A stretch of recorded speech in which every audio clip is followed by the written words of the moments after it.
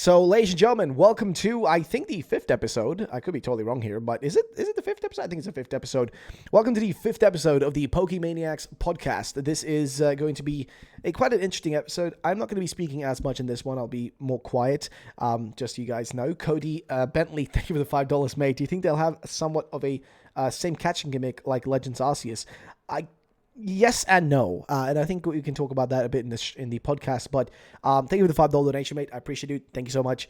And ladies and gentlemen, we're going to be starting off. We, of course, have a guest on today again. Actually, a guest that kind of started off from the community of Memo, which is interesting. But yeah, we got a guest on today. So yeah, let's just unmute and see what the boys have to say. So I've been eyeballing their stuff for a while now. Hello, boys. Yeah. Hello. Welcome. Hello. Or thanks for having me. Hey, dude, this is the boys podcast. We got this, all right. We out here, ladies and gentlemen. All right. So as you guys have heard it, this is episode 5, right, guys? Am I wrong? Correct? Is it? I don't remember. I think. Episode 5. I think it's episode so. 5. Yeah, I think it's episode 5. So dude, can I be honest? I'm kind of surprised we've been able to do this every week. Like, I'm surprised we haven't had to like even I literally thought this week would be the one we would have to cancel. No way. Because of my throat, dude. I was like, there's no way I can pull it off. Like, there's no way I can do this episode whatsoever. Like, because I'm in so much pain. I'm in pain right now, but that's why I'm gonna let you guys do a little bit more of the talking today than I usually do, because I feel like I talk way too much. But so we're gonna start things off. First of all, guys, you guys know the members of the podcast. I'm gonna list their names off really quickly here. So, of course, SoulSilverArt, the man, the myth, the legend over on Twitter, who makes insane threads, by the way. But yeah, man, myth, the legend, he's here joining us once again. We also have Camtendo, the man, the myth, the legend over on YouTube, making your, I guess weekly rumor recaps information that you may want to see. Definitely go check him out. I feel like Cam does more of an in-depth look than these things than I do. So definitely go over there. Also, you get a different insight on the rumors, leaks, riddles, all that. And of course, we can't forget about Dusty Go-Goat, your number one man for speculations, all things to do about Pokemon. So what's up, everyone? How you doing? There you go. It's good. And of course, our guest for today, who I shouldn't forget, who is actually somebody. If you guys know Mudkip Memo, you know, if you know him, you know him. If you don't, you don't. But this is someone who kind of was birthed off of that community, the Mudkip Memo community, I would argue. Joining us today is going to be, I don't know what to really refer to it as, because I call you Pondcast. But I guess Draco, Pondcast Draco, or Draconis is going to be joining us today. Say hello to the people, my friend. Hi, everybody. How you doing? Hello, my good sir. But yeah, so you guys do not know him. He, you run a podcast over there, right? That's kind of like what you guys do, right? If I'm not mistaken. Yeah. When Mudkip Memo announced his retirement, we got together and wanted to keep the community together. So we just kind of started doing our own thing, just speculations. Sometimes we do wacky battle strategies, or look over some rumors and stuff, and just give our takes on it. It's more of a casual spin on whatever happens to be on our minds that day. All right, but there you go, guys. So if you want to check him out, it's Pondcast, right? So Pondcast. Just search it up and you'll be able to find it. And of course, we're going to be linking everything at the end of the stream and the end of the podcast as well. And if you're watching this as a VOD over on the Pokemaniacs podcast YouTube channel, there's going to be links in the description so you guys can go check that out. Either way, we're going to be starting things off today. And I think, is there anything we've missed that's important to kick off with? Soul, you, of course, keep up with everything Riddler Coup related. Is there anything important that we should bring up to start with that's happened since last week that's important to bring up, or should we go with the most recent information first? Yeah, I mean, we should probably just, start from the beginning and go from there, because he just keeps dropping stuff. I think there's nothing recent, in the last hour. Before we dive in, I was asleep. Discord crashed the other day, like a few hours ago. It was down. I was snoring. I had no idea. I get on Twitter and I see that Discord's down and everybody's freaking out about it. I didn't even know. I was so confused. I didn't even know it was down, dude. I didn't even know it was down, to be honest with you. I had no idea. It says it was down but it was it says it was down 8 hours ago. Did you miss anything? Any of the information from Coup? Any of our speculation in the Discord? Not as well. I missed a lot, but that's the point of this podcast is I can take down notes as we talk. So I'm ready. Awesome. Let's go. Alrighty. Well, Soul, do you want to lead us into this then? If you have a general overview of everything, or do you want to just kind of let somebody um, else take it? Because I'm gonna have to, again, like I said, I'm gonna be a bit more quiet. I'll be just kind of, once we get to the end of a topic, I'll just kind of end it off and start the next one. But I'm not gonna be speaking as much. So you go ahead Yeah. and get into it. Yeah, I mean, we can just kind of talk about whatever you guys would like to. I know that like coup is like a huge topic. I don't know if you want to start with coup, but I will first start off by saying, just pour one out for my Sprigatito evolution thing that I really wanted it to be All real. right, I'm pouring the lime seltzer on the floor. There you go. It's You going lost into the Fuecoco. carpet. Yeah, You that's. lost the Fuecoco and I lost the Sprigatito one. It's been a pretty bad week, honestly. Yeah. Oh man, I want to deny everything and be like, yeah, the Foy Coco is still real. What does Ku know? But I'm Right, I coping know. big time. Yeah. So, what did you guys think about that whole thing? I was gonna ask in this podcast because I didn't think it would get debunked so quick. I'm like, what do you guys think? It was real or whatever? Did you guys see the Sprigatito like video, like the evolution of Oh, it? that I saw it and I was like, that looks really cool, but like it definitely looked fake. I didn't like some things that got me were there was a lack of a UI, and I don't know if they wanted to make it feel like it was just test footage or something like that. It looked really cool, and I was like, maybe the evolution might look like that because Yeah. we know it's going to be on two legs, and we know it's gonna draw some cool themes and stuff. But I was like, this, as cool as this is, it's got to be fake. But it looked really cool to me. It really got me because of what I know about Sprigatito's evolution, like what I've heard about it. And it just like has those kind of thief like themes to it, like the mask, and like Zoro's like got some kind of Spanish connection. It's not totally like Spanish or anything. But it's better than Puss in Boots, which is Italian and French. So it's to me it sold me a little bit, but like you said, the UI and all that, I was like, it's definitely fake, but I want it to be real. Yeah, something about the Yeah. design really reminded me of what's it called? The Score Bunny's evolution. Yeah. Cinderace? Cinderace. Something about it reminded me of that, and not in a good way. I don't know. I'm really glad it's not real. I think I've definitely gotten over the fact that it's gonna be on two legs.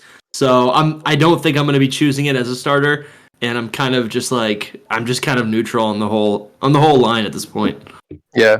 Did we even talk about that last time? I feel like that happened between last week and now about it being on two legs in general. Yeah, that happened in between. That wasn't part of like the last Yeah. week's podcast. Dude, he's been going ham. There's been a lot. I mean, I think we should start from the top of all of Ku's stuff. We can cover that, and then maybe get into some rumors later on. Well, I just wanted to jump in real quick about that video. There was something wrong with the movement. I've been to animation school as part of my background, and there was just something really off. Some parts were moving, some parts weren't, and it just didn't seem to flow right with the background that they had chosen. It looked really weird. Not something that I would consider polished by this point for a Game Freak game. Yeah. It's true. Yeah, the movement was weird. Like, I'm looking at it now, and it's like it's legs and even the cape. They both flow. I don't know. I didn't go to animation school, so I have no idea what I'm talking about. But it does look really weird. It looks amateurish. Rufford, I didn't see your video on it. I don't know what you said about it. I think personally it's fake. I mean, the biggest thing for me why it like feels fake is just because, well, like you pointed out the animation, but just beyond the animation itself, it's just, I don't know, like it didn't match in some way. Like something just felt off. Something felt off. Like when it just feels off. Like that's kind of the feeling I had. It's like something felt off. It didn't feel like it fit for whatever reason. Just didn't feel right. Yeah. If that makes any sense. Wait, Kind of over design, to be honest. No, but something felt off about it. Just something. But also, I don't know. Did we ever get like did Ku ever say anything about that one, or I don't remember if he said it. Oh yeah, he pretty much confirmed that it's fake. I'm pretty sure I saw an artist like admit that it was theirs, and they showed their. I've been waiting. It was like the day after. I gotta find that. You guys talk. I'm gonna try to find that now because I did see that somewhere. Well, I while we're on understand that this personally. topic, Mm-hmm. there's also that little dog, that little like 3D Oh dog yeah, looking. yeah, that one was I I don't saw know awesome. if you guys Justin saw that. talking about that. Like Puddle. a lot of people think it's real. I What looked at it and was I it? was like, this thing is fake. It No, it's was fake. called like Poodle or something like that. Yeah, Yeah, it's like a Poodle, totally puddle. it Yeah. looks totally fake. It was cute. Yeah, I posted it because I was like, people are gonna love this thing, even though I know it's like 100% fake, and it blew up. The Yeah. crazy thing about that one was that despite that one being fake, they put in the extra effort to put the UI and stuff. So Yeah, that from that point, it already had more going for it than does Sprigatito one. yeah. Because Even the because background. yeah, the person who did that at least tried to study the second trailer, and especially that one scene where we UI and are like, oh, that it's like PLA where the UI is above the head and not on the screen. So I can take that, try to copy the font, and voila, the poodle leak. They put in the Yeah, extra effort to try to learn the UI. So from by that point, by that definition, they already have more going for it than the fake one, the fake Sprigatito evolution. yeah. I think one of the No, it telltale just signs of all these is just if you can get a clear shot of the images, you can see that they've been working on the texturing of the Pokemon. You see the scales on Seviper, for example, or the shine off of uh, Magnemite. But when they send you out a really fuzzy looking image or a video, then that's the first question in my mind is why are you making this so fuzzy when you want to show off what they've got, these nice details. There should be much crisper details. Even in the characters, they're showing a lot more details than they had before. Yeah, it's 2022. Like now that we know how much effort they're putting into the 3D models, the whole blurry image leaks kind of don't work. That would have passed back in like the X and Y and Sun and Moon days, but now it just doesn't. You got to be on yeah. your stuff. I mean, the 3D model ones get me a little more because I can't tell with the art, you know? Like I don't do 3D modeling. I do art mostly. And so when I look at art, I'm like, okay, that's not right. That's not like Pokemon or whatever. But then the 3D modeling sometimes I'm just like, that could be like some kind of halfway beta thing, you know, like it gets me a little more You know, questioned. I get that. I get that. Because Yeah. especially with the Sprigatito one, they tried. If you look at the leak, their video, they actually tried to get the 3D model fur textures and stuff. Like they were going the extra mile to make it Hmm. look as believable as it could. So I because when I saw it, I was like, oh, that does look kind of real, and they almost had me because even the poodle one, I'm pretty sure the poodle one also has like a few. They had like s- to it, but I don't think due to the blur, you really couldn't tell if that makes any sense. Yeah. Okay, so I found the post. It actually, I totally read it wrong. It said it was an artist, and they wrote my fan art for the leak. So Oh they yeah. made fan art Yeah. for what the leaked image was. Okay, that was my misunderstanding. Do you guys? Okay. Yeah. Which I Yeah. like seeing it like this because it showed the legs and the arms better. Like I wouldn't have liked Yeah. this drawn out. I would have been like, no, I actually don't like this. But the yeah, the model I definitely liked. You know, Just it's doesn't really have tough. go for it. I feel like a lot of designs for me have been ruined, or I've had a bad first impression for a lot of Pokemon designs because of data leaks, Mm-hmm. and just like the inconsistency of 100%. right. You know what I'm Yeah, saying? Like when yeah, you that can was see something with its intent and purpose in the official art, like everything that's supposed to be communicated is already there. But when you're just seeing like a raw, model of a Pokemon in a T pose, like it's hard. I don't know. It's just a bad first impression. yeah, that was the case with the PLA leaks because when we saw them in the data mine, a lot of people didn't like them at first because they were like, "Oh God, they look so bad." With the renders that we got from the data mine, but then when we saw the models in action, especially with Hisuian Typlosion, Yeah. people liked it a lot more because it was moving around and acting with the environment versus the still renders that we saw that a lot of people just did because they looked really awkward. Yeah. Totally. Definitely. There, Definitely, there, there- definitely. there's a lot that's to be said about the character designs when you see them in actual motion. There's just this very stark contrast between the static and then the actual animated versions of those Pokemon. You really get a better feel for them, and they tend to grow on you that way. Yeah. Yeah, it's true. Totally. By the way, I added the image on the screen for anybody that in chat wanted to see it. Put it on the screen so you guys can see it. That's if you guys have any images you want me to show to chat, just always let me know so that I can just just send them in chat and I'll pop them up. Okay. Okay. I'm gonna put them in general. All right. Cool. But all right. So we talked about that. Do we want to get is there anything else on top of you guys' head? Do you want to bring up at the moment? That's like important to mention, or is there anything? I think I'm ready for the next clue riddle. All right. Well, do you want to lead us into that, Soul, or somebody else want to lead us into that? Because I don't know where you want to begin on that, Soul. Like, what have we? I don't even know where to start. That's the main problem with that. We maybe want to start work our way, backwards. So start from where we are right now and then work backwards, I guess. Yeah. I don't know if any of you guys had anything else before we dive into that. Anything, guys? No, I'm all set.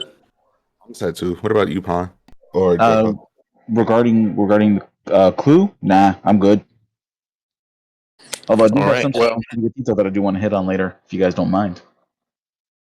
Yeah. But yeah, do you want to lead into it then? Yeah, so for today, I mean, he dropped how many today? I think 2 main riddles. Something like that. Off the top of my head. I think something like that. Yeah. What were they?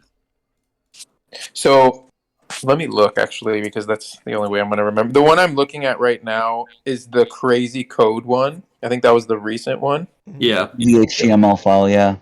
Yeah. I don't know. So Yeah, go for it. I have it right. I have it up here now. It's some sort of Japanese code. And here, I'll throw it over into the chat. I can't make any sense of this at all. I'm looking at. Okay, what I can make sense of are all the Centro profanities. I can, it's not a Kupos without some Centro slander. Well, I would love to have Centro on the podcast, honestly. My God. I don't think it's great. Apparently, Centro's winning.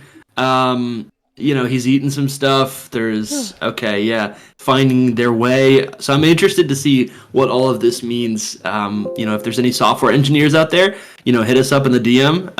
And then apparently that's connected to this other post. He writes, "How many Bugmon do you find while debugging this project? Each is a new line. Enjoy the hardcore riddle series." Well, I'm wondering if hardcore is a they call that an entendre. When he says line, though, I'm a bit confused. Does he mean a line as in an evolutionary line, or does he mean a line of code? Yeah, that's what I was thinking too. Because that was a big question. Good point as well. Key man, that's what I'm wondering line. about. Which I'm guessing evolutionary line, but damn, there'll be a lot. Then actually, no. It's hidden in the code, I guess technically. So, but the problem is if you don't know Japanese.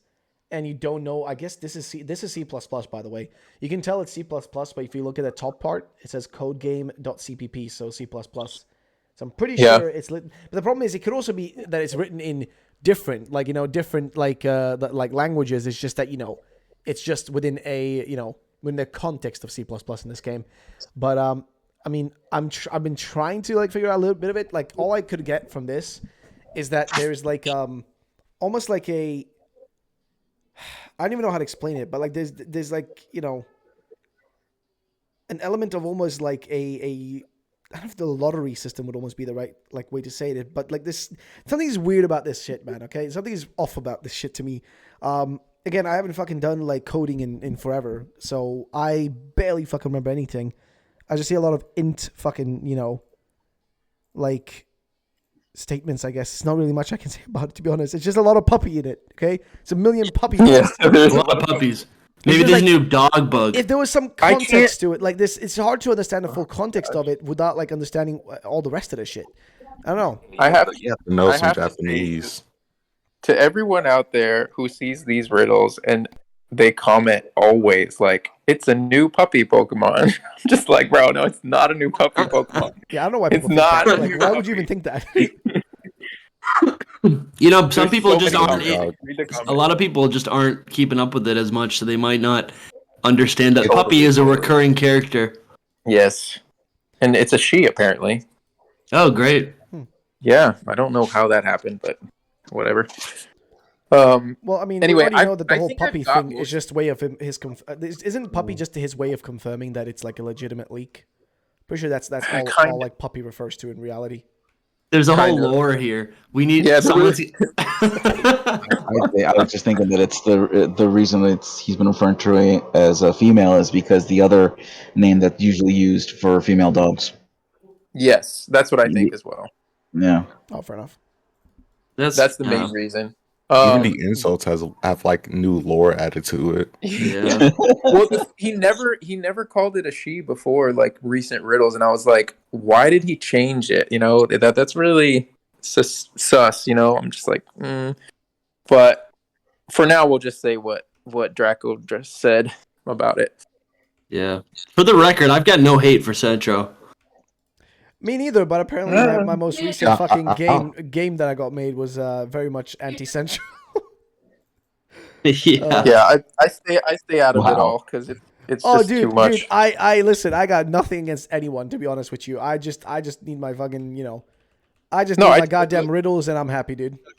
Yeah. We've talked about it. I try to stay like just friends with everybody, even people that come at me. I'm like, let's try to fix this. Yeah. So Come back when you sleep it off. buddies, yay! But this is all so exciting though, because I feel like Generation 8 introduced like some of the coolest bug Pokemon, or at least like I feel like bug designs can really be so many different things, and they always feel like aliens. They always feel like Pokemon, right? They're some of the most interesting Pokemon designs because bugs are so weird and they vary in their shapes and their inspirations and their abilities. There's plenty. They're I remember plentiful, basically. It's like loads of them. I remember being so excited to see Frostmoth because I was like, oh, cool. It was like an ice counterpart to Volcarona. Yeah. And then I remembered that, oh, right, it's ice and bug type. and then you're like, yeah, like I don't like this anymore. I felt love the that. same way. I love Frostmoth though. Like design wise, it's beautiful. Yeah, design wise, I was just like, oh, that typing though. Yep. What types are we missing for bug Pokemon? What is it like? I think it's bug and dark, and then maybe like bug dragon. Do we have that yet? No, we We don't don't. have either of those. Yeah, I don't know those if would there's be any sweet. others. Those are the ones people talk about all the time. Yeah, I mean, even if you had to do, even if you had to repeat a type combination, like there's still so many great ones out there. Like, give us more. I guess we did get another bug fire. Give us another bug ice. There's so many cool bug Pokemon. Nobody wants the bug ice one again. Yeah.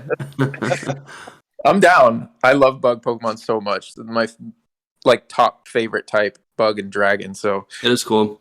yeah, I was stoked about this whole thing for sure. We only have one bug ghost type. How about another one of those? Yeah. Seriously, yeah. Ninja's It the only says one. we're missing normal bug, dark bug, and dragon bugs. So you guys were right. Normal bug's got to be an easy one to do. normal bug.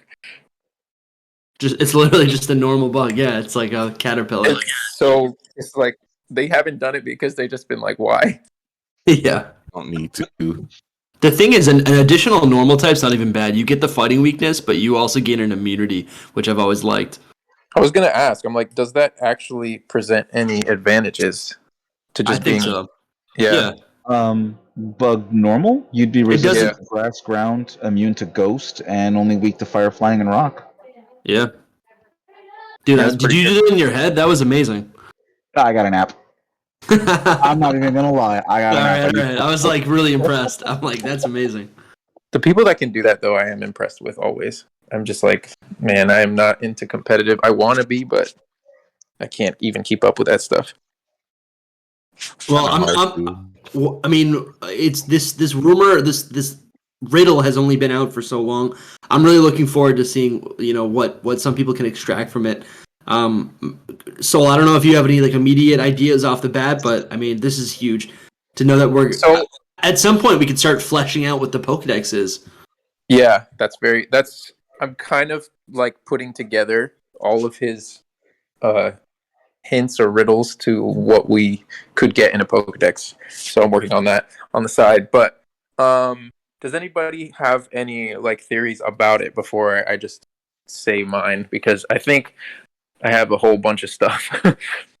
No, I don't haven't. have any- Yeah, I don't have any theories. I was just gonna say that we know that that we know the concept for at least one of them being a Japanese fighting style, right? Right. It doesn't have to. It's not fighting style. He never said, but he just said Japanese style, kind of. Oh, okay. Yeah. I mean, this is not educated off of anything. This is literally just something I'm thinking about and applying it to the future and past Pokemon forms. We did just get Cleavor, who's to say there's not a future form somewhere for Scyther. You could say off the bat that that's Scizor, but I don't know. Maybe that's something. That opens up a whole new conversation that I'd love to talk about, though. Too. I don't know if we want to do. We just do it later, but the whole future past forms. Yeah, definitely. Well, let's get through all the rumors or all the riddles, and then we can have that whole conversation. Yeah. So, I think I got this cracked already. All right. Oh wow. Let's hear it. All right. Hear what you You guys say. let us talk for 5 minutes. All right, let's hear it. That's kind of how I am, though. Like, I want to hear everybody's theories. I want to hear it all because you never know what you miss, first of all. But second of all, it's just like, who wants to just know everything right away? That's one of the things I love about Koo is like, I don't need to know the answers to your riddles. I love that they're riddles. You know? Yeah. I love figuring it out instead of just being like, oh yeah, this is the bug that's coming, and that's it. Here it is already 6 months before you even play the game. Yeah, so where to start? Basically, the code is all about the bugs in the code. All right. So Yeah. I don't know a lot about code, but I learned a lot today about it. Basically, I got these people to debug it, I guess, in a way. I don't know if it's technically debugging it, but they found like all the errors. And if you count out how many errors there are, that's how many lines of bugs there are in this riddle. Now, I don't know if that's how many lines are in the whole of Scarlet and Violet. That's like a question mark that I hope is still a question mark because in the end, we come out with either 3 or 4 lines of bugs that will be in Scarlet and Violet. So I don't know if there's more after that, but there's that many in that riddle. Most people are saying 3. Yeah, we know a lot of returning bugs, don't we? Like Lorantis and Venonat. Right. Well, this is only the new ones. Okay. Only new. Yeah. And then he goes on to say, if you guys look, I don't know if you pulled it up, but the last thing he says is the description of the bugs is in the text, basically. What? Which, Okay. So that would be the English text. yeah. Or is it? Wait, it is the English text. Japanese English? max size. There's a puppy Yep. move. Japanese It's max smelly, size. Yeah. and it's a board. Is that like what? Is that a dung beetle? There you go. So I do think that one of them is a dung beetle. Okay, that was cool. All right. Yeah. that. This is all speculation here now because we can't really. I mean, you can't really know, but I think that one of them is a dung beetle. I looked it up, like for beetles in Spain and Portugal, and It's probably what is it? The one where it says "You win, eat, daddy." yeah. I gotta censor everything. Yeah, so that one's probably the dung beetle, right? I think so. I don't know. This is weird, right? This is so weird. Some But beetles it's are really cool. It's so looking. cool though. Yeah. I like- kind of want to see how they would turn that into a Pokemon. Just saying. Yeah, that'd No, be cool. me too. I mean, I've seen artists do a dung beetle before, but like, I mean, it's not going to be actual dung, you know. So Yeah, I'm trying to think of ones I've seen. I'd have to go look them up. I'm googling some right now. And it could just be like that they collect mud. That's all they have to say. Yeah. Or like maybe it's one of those symbiotic relationships where maybe there's a Pokemon that I don't know releases some sort of oil or whatever it might be, and then not oil, but I don't know some sort of byproduct which this Pokemon could collect. I know what is it? Duramaka does make a reference in the Pokedex of dropping hot poop. Yeah, you're right. So I don't know. They could do it. They could do it. That is canon. What do you think it could be type-wise if it was a dung beetle? Poison? Poison bug? Yeah, I like bug poison. That sounds good. It's a For bad type. beetle, I would say bug ground. I could also see bug fighting. Yeah, bug ground makes the most sense, I think. Bug fighting could be. Oh, that's sick. That's sick. Subarashi just said a shield bug and how they're stinky. So a stink bug. Yeah, Could be a stink bug. So if you want to move on to the next one, we also. Oh my gosh, I just saw the one that Cam sent, the dung beetle. But if you want to move on to the next bug, there's the whole smell aspect. Like that's one of the bigger words in there. Yeah. And Lumio's post, actually, who we've had on the podcast, he would sent me something that was like, it totally lines up with Lechonk. If you read Lechonk's like Dex entry or whatever they have on the website. Oh, it digs? It like releases a smell that like makes the bugs not like it or something like that. And I don't know the exact quote. I don't know if you remember it. I think it was bugs and plants. No, they bugs have and grass types.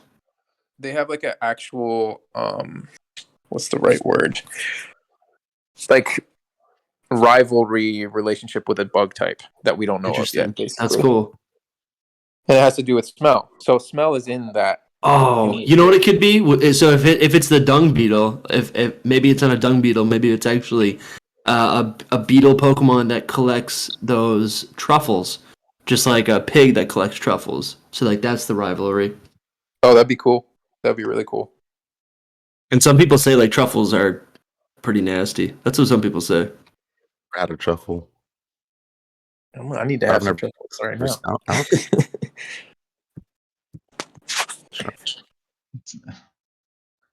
So what do you guys think? Yeah. If it's a dumb beetle, I'm like hyped because we've had beetle Pokemon in the past, and I think they can really like it's a cool enough concept where they can really pull it off and make it look like super good. Totally. But when I think of a typing, I either think of like bug rock or bug poison. I can see either of those. Yeah. Yeah. So just so that I'm on the same page, because I'm not entirely sure I followed. We're talking about the same bug, or we're talking about two different bugs? I think we're talking about two different ones. I think there's two, because there's at least three in the riddle. So, because I was looking at the picture that Subarashi sent us. He calls them shield bugs. We have them here. We call them stink bugs because when you stomp on them, yeah, there's an odor. It's a really strong odor. Yeah, same. Oh yeah. Same. Yeah. We get those. They come in the house. If you try to squash them, you'll regret it. That's actually kind of funny though, because the way they hunt, or when they actually attack, they spurt a liquid that is supposed to be like really hot. So if we're talking Fire about a type. bug, yeah, bug fire type. That's where I was going with that. That'd be cool. I'd like to see down. that. Yeah. It can go in so many separate directions. Wait, did he only give the description of one of the bug lines or all of them? Each bug line. So each one that you find in the code, which we think is 3 or possibly 4, has a description basically, but we don't know which one goes to which. Obviously, Centro is finding its way. I feel like finding its way. There could be some sort of compass or some sort of magnetism, with a bug design. That'd be kind of cool. Yeah, like Vigavolt. When you mention like magnetism, my mind goes to like, even though he's not really a magnet, he's more of like it's a battery. That's charge a bug. Vigavolt's like what's the thing called that you put on your car to like hotwire it? I don't know. Hey, what? I don't know. It's some sort of like electrical device. It reminds me of like a drone or something. That's what he like reminds me of in terms of design. Somebody in the chat might know. Yeah, I think that's definitely gonna be something. Let me look it up. Some sort of like, I don't know, like electric type of bug. Maybe like do we have a glow bug? That could be it. Finding its way instead of finding its way could just be like, do we have a glow? It's called a glow bug, right? Or we glow do. lantern fly. Yeah, Volbeat and Lumize. That's true. Yeah. They could redo that though. They should. It wouldn't be the first time they've like reused the concept for a Pokemon, wouldn't it? Yeah. I don't think this is it, but like there's nothing stopping them. Right. Oh yeah, that's the thing that sprays that acid. I don't know if Ruffled's putting them up, but Let me see if I can get him real quick. Yeah, that's not the one I was thinking of, though. It's the one that the first one Subarashi posted that he calls a shield bug. That's the one that I remember reading something about it. Let's see. Let me get this up on the screen. Trying to look. There's this one. There you go. So we have the stink bug, which is the shield bug. We got the dung beetle. We've got maybe a lantern fly, or what's it called, a firefly. What other hints could be in here? You lose. Maybe that's a bug that like plays dead. Yeah, that I don't know if bugs do that other than roaches, maybe. Do roaches do that? I'm pretty sure there are some bugs that play dead because I'm pretty like to eat it live. I don't know which bug I'm referring to, but I'm pretty sure I've read that there's bugs that like to play dead. There's one that we have here that kind of wraps up on itself and just kind of sits there. We call them roly polies. Oh yeah, that's true. Those like caterpillar looking things that just roll up and play dead, basically. Yeah. Or Could be a maybe possibility. We also have the. Oh, go for it. the other line of that is something to yourself. So I'm thinking of rolling up on yourself. That I'm making some sort of connection here. This is I hate these rumors, these riddles. I'm like afraid to even talk about them. I mean, also, didn't we have wasn't there a hint about like a what do you call it, like a leech? Wasn't there a hint about that? That was debunked. It wasn't totally debunked, but it is possible that leech could be. Do you something. lose? Because you lose doesn't need to be like you are losing something. Like you're not losing a game. It's like you're losing something, right? The host would be losing blood, maybe, or whatever, or health. Yeah. Could be like a leech life situation. That's true. I wonder if it's more like specific words than like that, but Rather than statements. yeah, Okay. I don't know. It's tough to decipher because there's no grid for it. You know, it's like what you could just say you lose is one of the hints. Well, I don't know if you guys normally do that much, but do you guys have any other ideas about this, or maybe we can move on? This is probably. I know I always say this, but with like his riddles getting weirder and weirder. But I'm not much of a coder, so this one is weird, not in the sense that it's really like risque or something, but more the fact that I'm just not good at these. I'm just not good at coding or decoding. So you have to really have like the set of skills to fully grasp this and be able to like decode it and stuff. Dude, I was gonna come on here today and be like,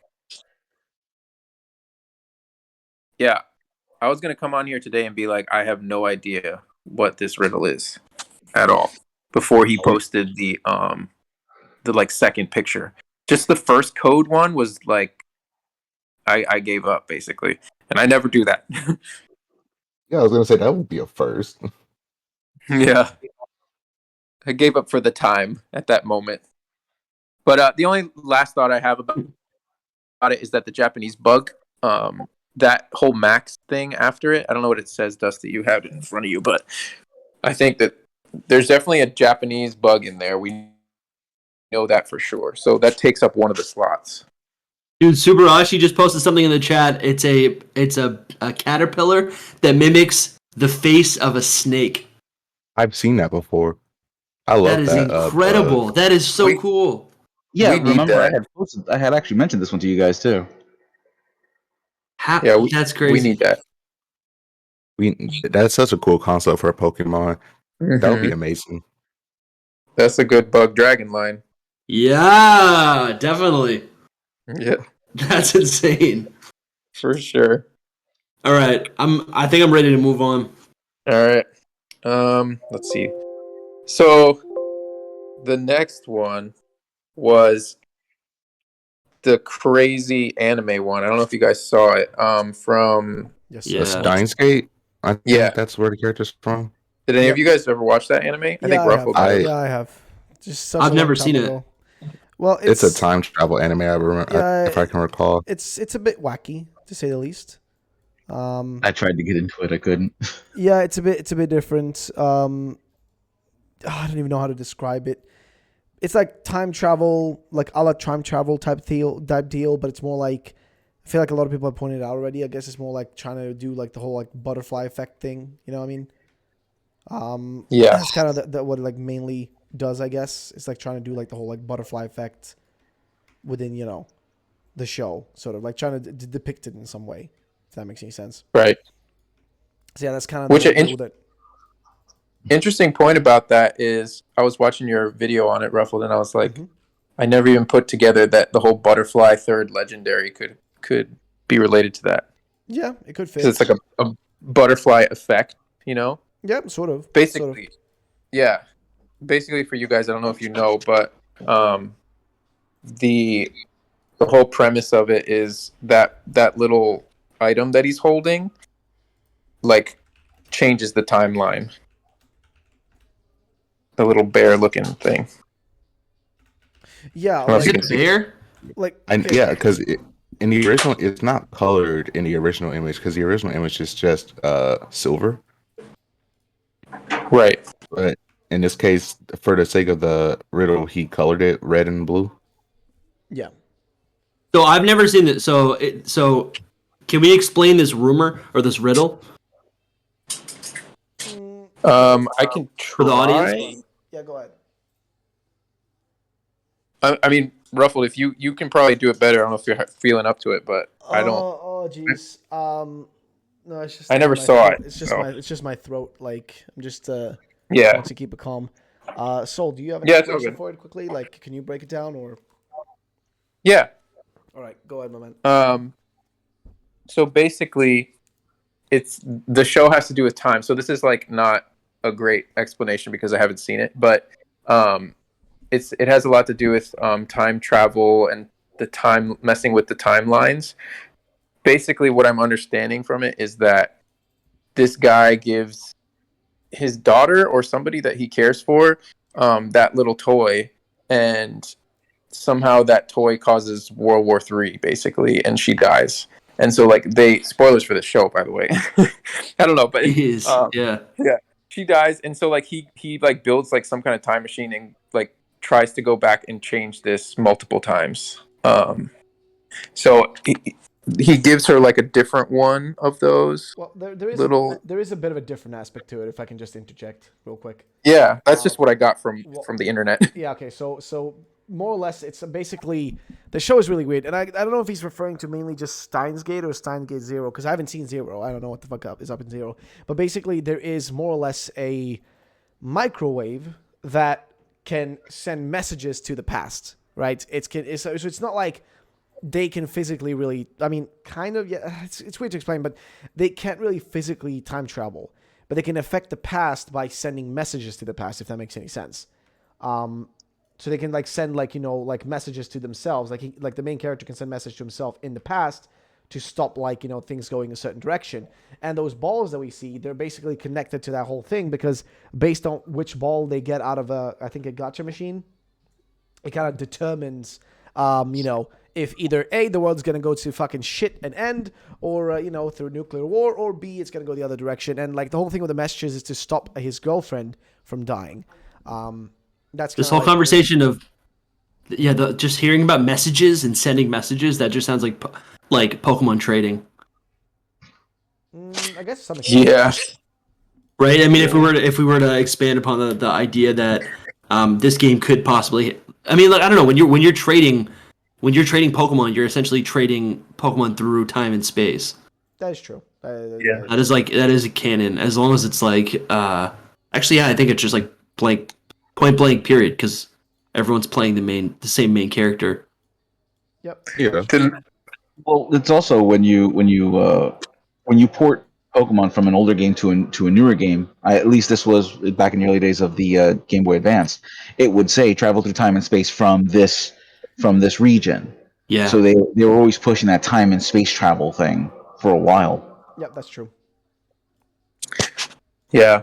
So the main thing, though, that we always have to keep in our minds, like with Ku's riddles, you have to have like a starting point or some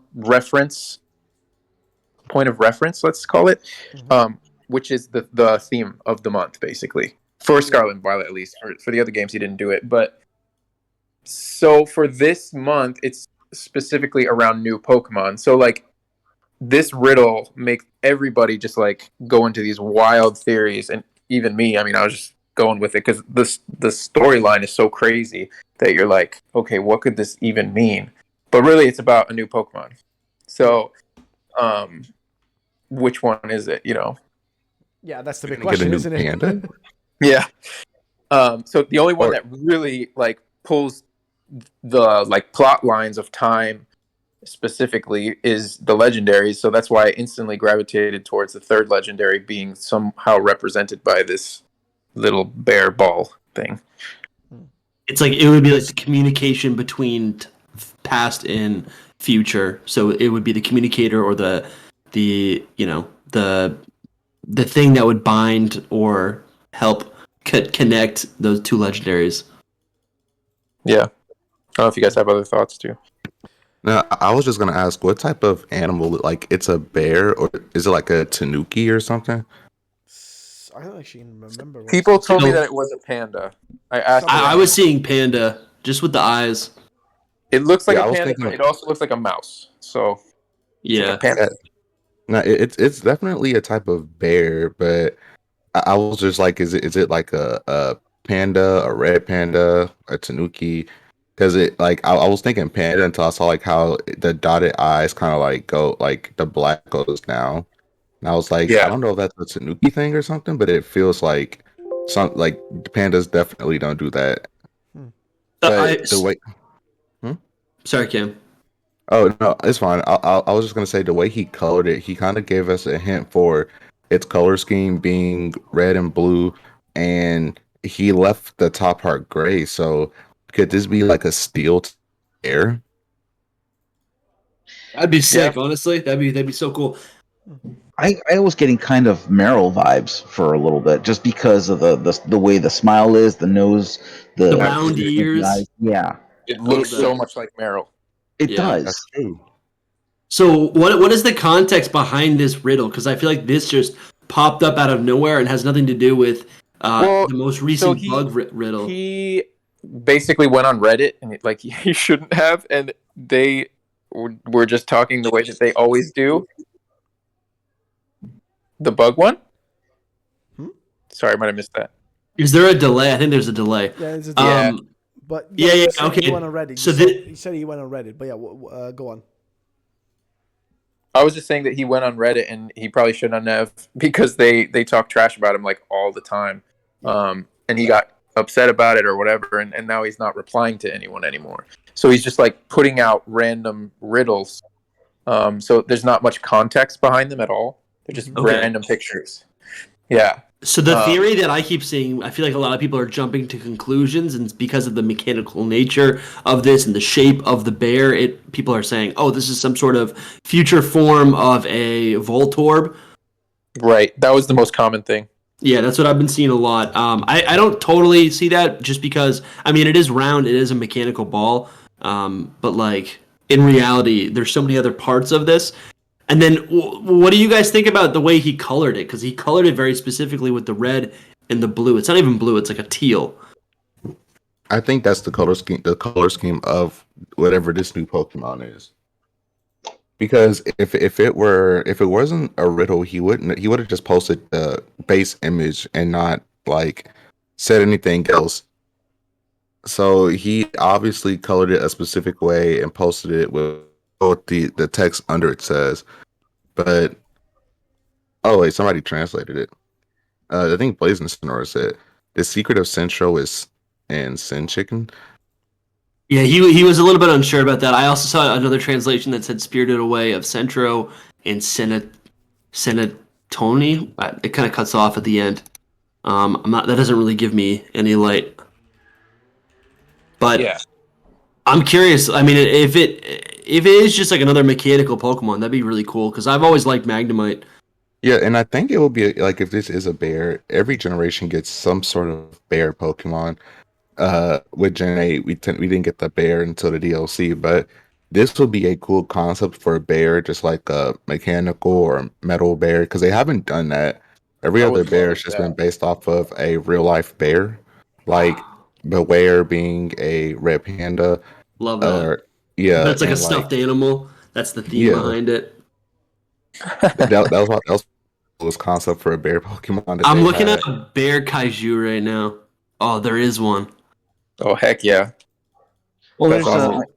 I know there's recently in some animes they've had like robots and they'll dress them up and sometimes as animals, and I've seen I think recently like one or two animes that they had literally a robotic bear that's just sitting there just tearing through things. That's sick. Oh, that's good Uh, because that means at least if we don't get it now, we'll get it in a future generation. or even I could also see like a it's an animatronic of a bear because that has all the Yeah. mechanical parts. I feel like Because that'd be mechanical crazy. Pokemon have been a thing since forever, so like this seems like a realistic guess of like a mechanical bear Pokemon because it'll fit for the. It's not really an object mon; it's still an animal, but it also fits into both the robot mechanical Pokemon of the generation and the bear because we always get like the staple bear, dog, bird, rodent, stuff like that. So this would fit if it is true. Yeah. Somebody was saying earlier to look at the like. I think it was also we got a donation from Devin Knox, by the way. Thank you for the 5 mates. Saying, look at Wooper's Japanese name. Yeah. So I I have a whole bunch of theories on that for sure. The Whooper thing is huge. The So Wooper's Japanese name is Upa. yeah, so I'll just break it down for you right now. I think that I didn't crack this one personally. There's a guy on Twitter and Reddit. He's all over the place actually. His name's Yo Rydon, I think. Yo Rydon. But we've been talking, and he cracked this. I'm pretty sure he's the guy that cracked the regional form one that was water and ground. He came up with that one too. So this connects back to that. Basically, the little ball bear is called an upa, I guess. And Really? yes, so it's called upa. And then if you look at Whooper's Japanese name, it's called Whoopa, but it's got an H at the end of it. And so I asked Pokesutami, I asked a few Japanese people, speaking people, that like, does this add up? Like, is there any way that this doesn't work? And they're like, no, it sounds fine. Like it works like the same name. So That's cool. I think that it was a crazy, crazy riddle that had nothing to do with anything other than it's the same name as Whooper. That's crazy. Crazy. That's my But final thing. why do you added points? Why do you added points about like, oh, look at this thing, look at this part of it, look at this part of it? Like why like do the the whole circus around it? I don't get it. Okay, so he went deeper into it. Hold on, give me 1 second. Mm. Sorry, I've got one So good, thing I mate. got to do really quick. This is No, I just very, don't. very I just don't crazy. understand like the whole like circus around like this thing that thing like why all the extra shit if it all only really relates to like what do you call it? If it all at the end of the day only relates to it being I don't know Whooper's new like form or evil or whatever. Like what was the point of all the other stuff? Is kind of what I'm trying to say. Like what was the point of all Yeah, the it just seems a lot of. It's misdirect. Yeah. It's all to like throw us off of his path, of his track. He doesn't. I mean, he wants us to figure it out, but it's like a good riddle, you know. That's fair. It's confusing, and you have to really.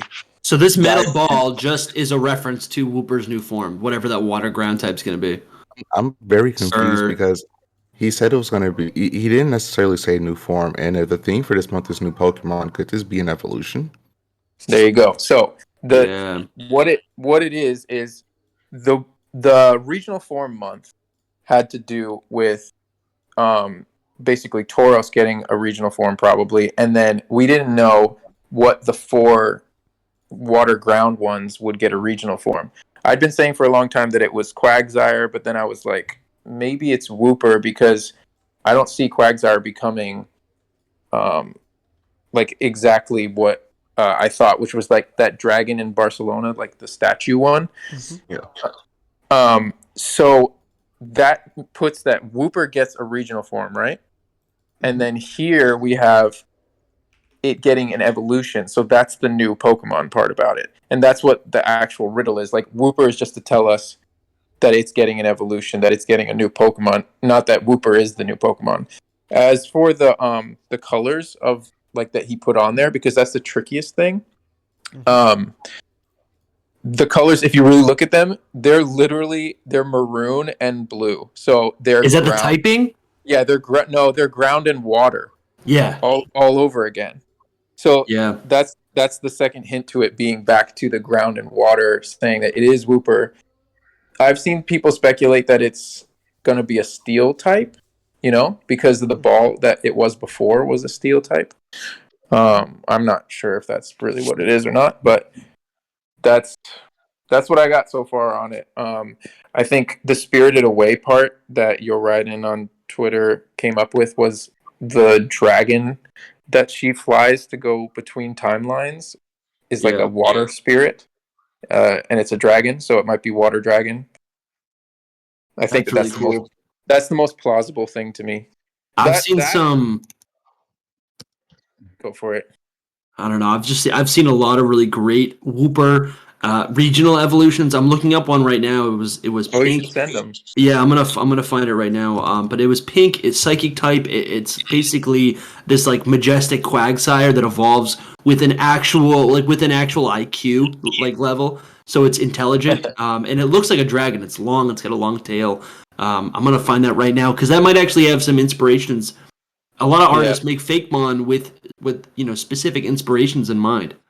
Right. Let me see if I can find this. This one is the one I'm the most confident of. So like I don't know if you guys have other theories or on it or not, because I mean I can't be like I'm right about all these things. I don't expect that. But this one I'm like this is what this is. Like it's too close. The Upa thing is too close. If it would be a crazy coincidence. Yeah, it's definitely too coincidental. I mean, my approach to a lot of clues that he does is that if it's too obvious, take a step back. You have to take a step back because we've realized that a lot of times that people have been jumping to what they would their natural inclinations, and my first jump was to Voltorb, to be honest. Right. I think that's everyone's in this. Yeah, and so being able to take a step back to anything he drops, even if you think you got it, take one step back, look at it from a different angle, because the way they've been presenting their clues, it's sinister in the way because they're playing against our own sensibilities, and I love it. Don't get me wrong, I give the man complete props for this. But he's definitely playing on our natural inclinations and hoping that we'll jump to the wrong conclusions and keep us thinking harder and longer. Yeah, that's great. I can only agree.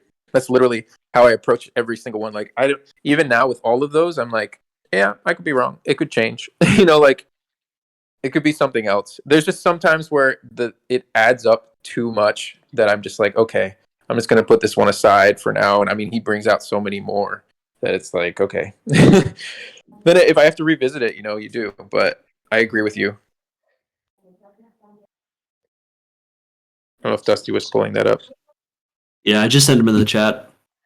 These look cool. There's another one that I'm looking for, but I've just found in search results and forgot that I had made a video about one of these. So, but there's another one. There's another. I love the like pink salamander looking one is really cool. Yeah, I think the pink the pink design is very common because that's what the real life, what is it, an axolotl? That's the real life color of that animal. So I think that we see that a lot in these Wooper designs. It's shiny too, right? It is, yeah, it is. I think that's I mean, it is fitting. You could always say that's why they made it pink, but I mean, I definitely think it's pink just because all blue shinies or blue Pokemon have pink shinies. I like that. Well, Okay, that's a really nice design. well, I'm loving this hint. I think the next riddle that Ku did. Let's see. Is this related? All the different keys that we were talking about. Maybe a new clef key. Yeah, that Did we one talk I about that? Was that from last week? no, I don't think That was recent too. yeah, this one was recent. We talked about the treasure chest thing, but he posted this like a few days after last Yeah. up. So I don't know if you guys are ready to move on to this one, but I really like this one. Yeah, let's do it. Let's get Yeah, right go into for it. it. Okay. Last week, well, it was like the last week or a few days ago. Who posted this really probably one of my favorite ones so far of just a treasure chest that had 4 hints on it. One being key cell, key 108, key P, and key Gen 6. And if you guys have played Gen 6, 7, well, yeah, Gen 7 and 8, a lot of these really come back to you. Like, for example, the key being uh, the Zygarde cell. Yeah. And then 108, that's, if I remember correctly, that's the number of spirits or the wisp you get in Pokemon Legends Arceus. Mhm. So it seems my personal headcanon is that this generation, even yeah, back in Generation 8, we had the Spiritomb Wisp, and in a DLC we had the whole Diglett thing. And I Yeah, I feel was like gonna the say Diglett Diglett. Yeah. Spiritomb Wisp. And in Gen 7, we had the Zygarde cells and, of course, the stickers, but the stickers have nothing to do with this hint. Basically, what I think Ku is getting at is that in this generation, there's going to be a collectathon, like how there was in previous generations, because it seems to be like something they want to include in every single game. But this time, I think it's going to be tied to the new Pokemon. So I feel like this is my personal headcanon. I'm gonna go Dusty. This is just my headcanon. Do it. Yeah, dude. You have my blessing.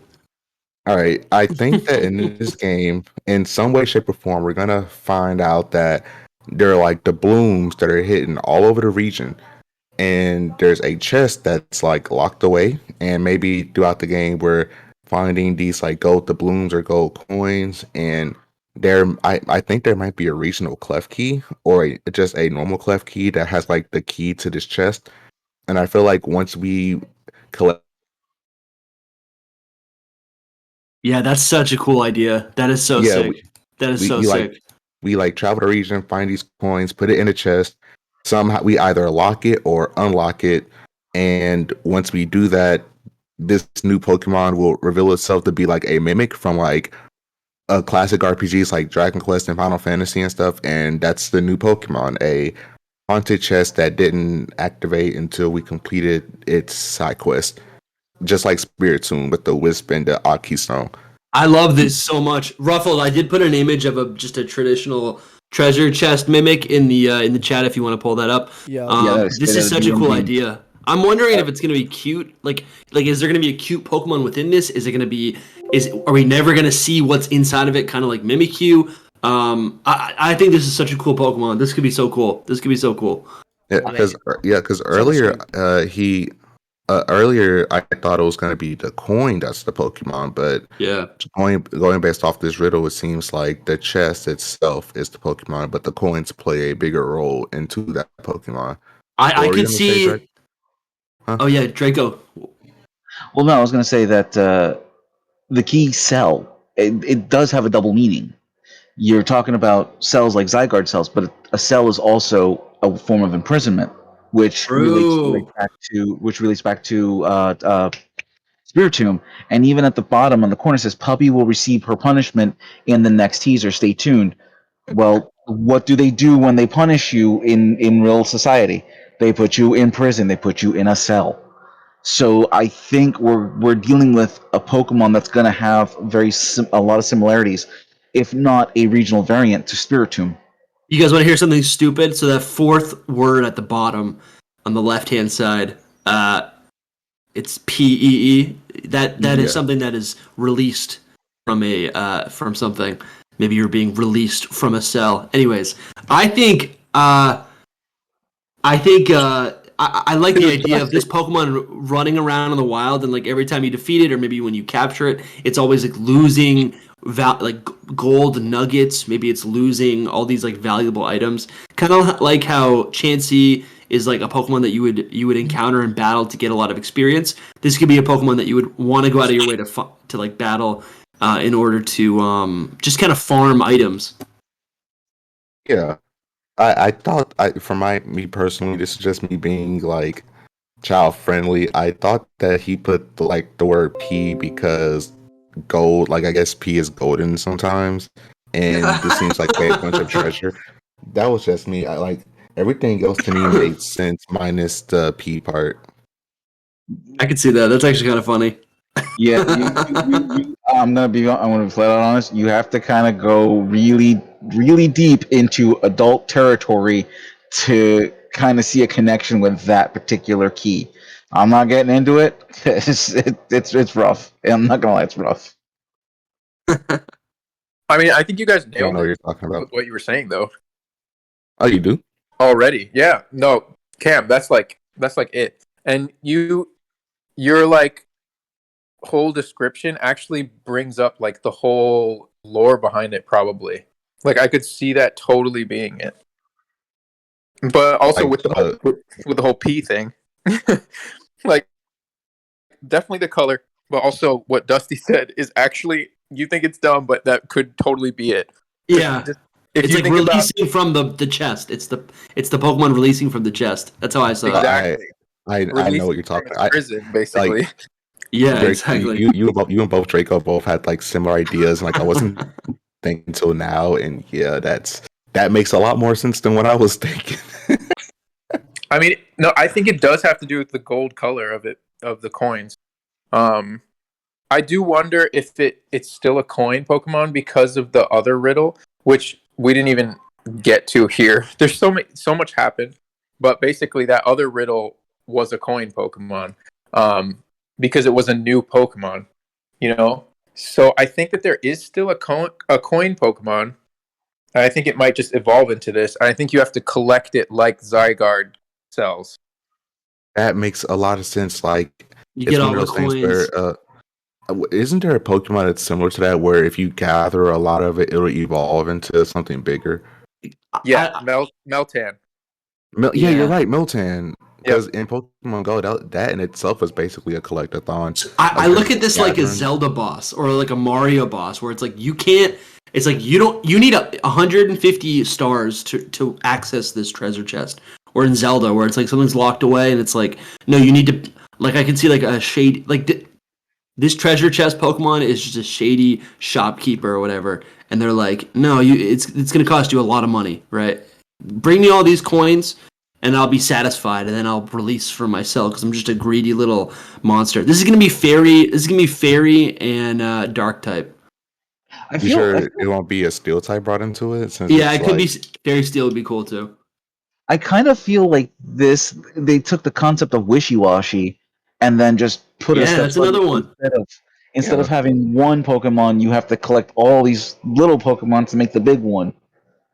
Yeah, I don't. it could be like coin form and chest form or something like that. I don't Yeah. even think it's gonna be part of the Pokemon's body. I think it's gonna be like the Pokemon will have two forms. Maybe I guess maybe it could be part of the body, but I feel like this thing's just a greedy Pokemon and it's hungry for gold, right? But it's not like it's made of gold. It's made of I mean it's a treasure chest. It's a haunted treasure chest. So maybe like fairy ghost.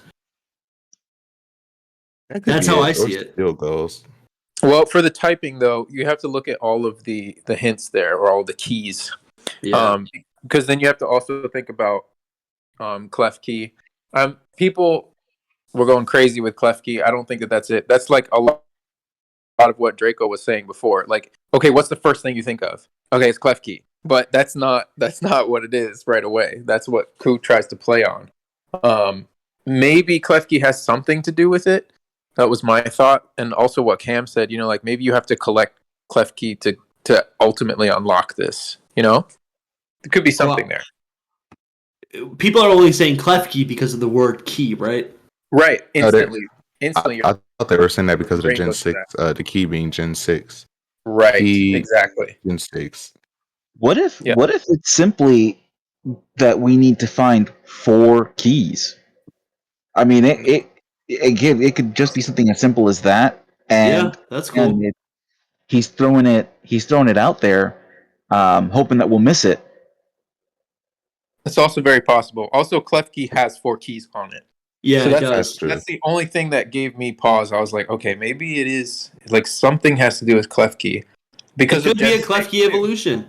I could totally see Klefki evolving into it's doing like a Remoraid to Octillery thing where it's not like a bigger key or it doesn't become a door, but it becomes what the key opens up. Because Klefki isn't the key. Klefki uses keys to open things, so I could see its line of trajectory being like, yeah, I could see like Klefki like collecting keys and then being able to unlock some sort of treasure chest where it goes, okay, well, I'm going to inhabit this treasure chest now.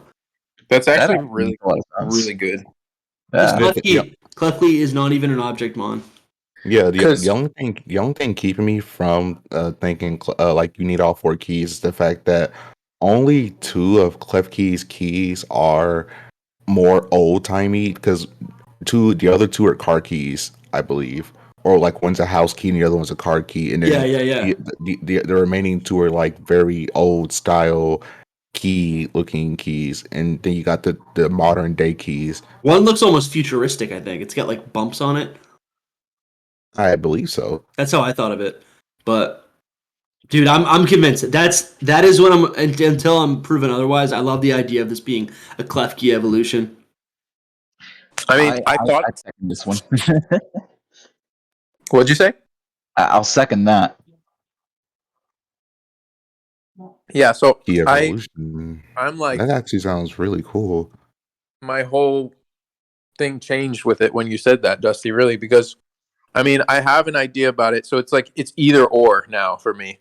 Like that's a really solid theory. But would that count?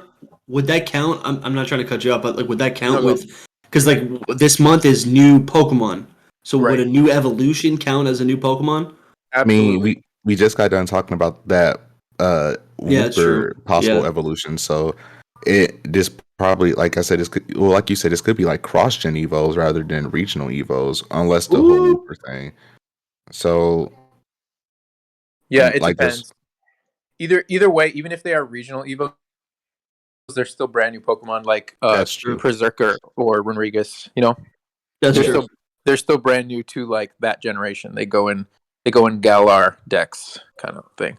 But yeah, so I see it as 2 things. The reason that it adds up for me, what your theory, Dusty, is that the coin Pokemon could be completely separate from this.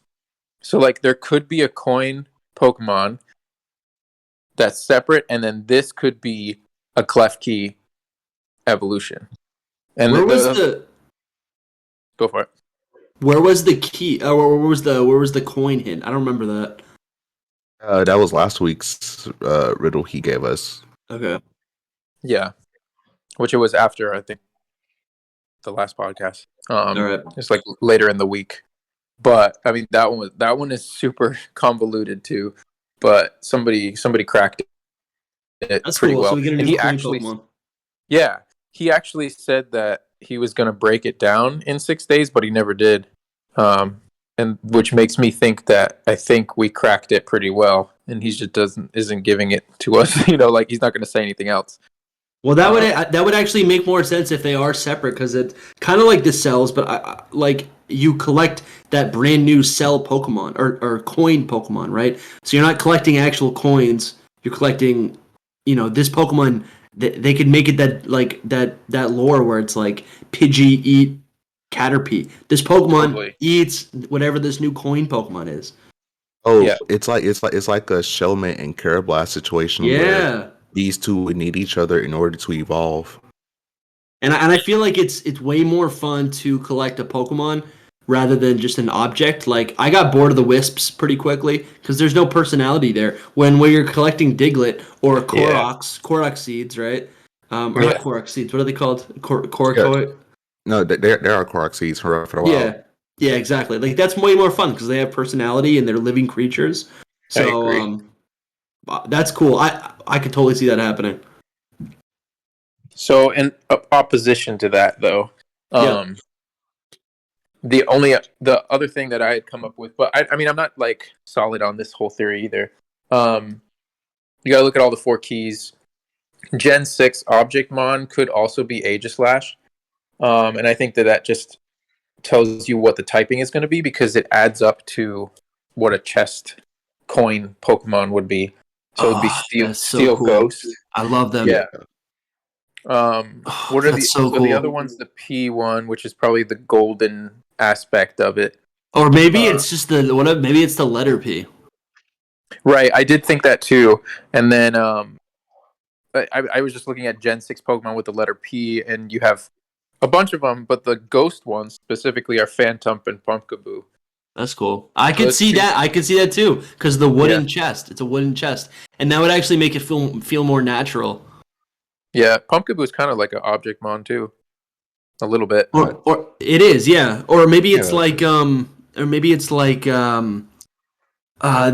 anchor, the Delmise from maybe it's like Delmise where it's like its body is made up of wood, like dead wood and a ghost spirit, but it has the same attributes. Who's to say it doesn't have the same metal attributes?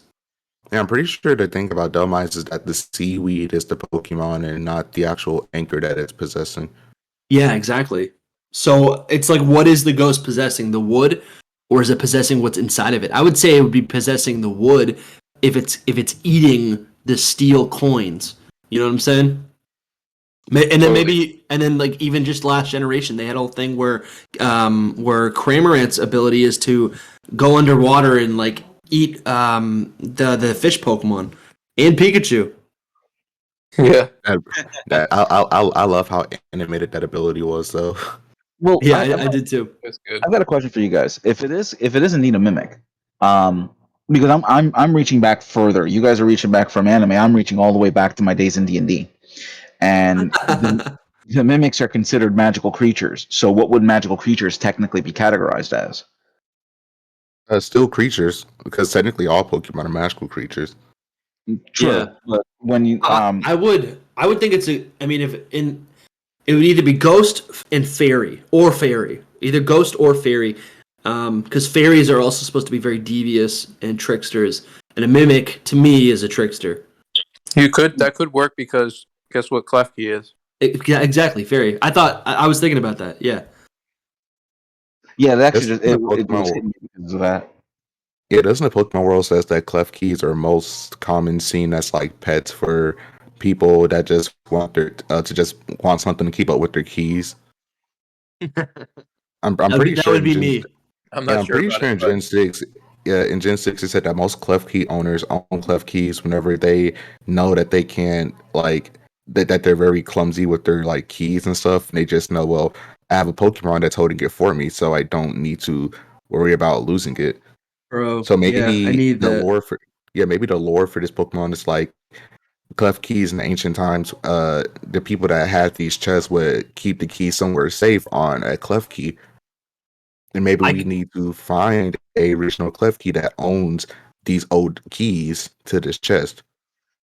That's cool. I like that. Like if there's like maybe the regional clef key looks a little bit different, but it's a collector of ancient keys or specific types of keys, which are for chests and treasure. Clayman That can go. That can go.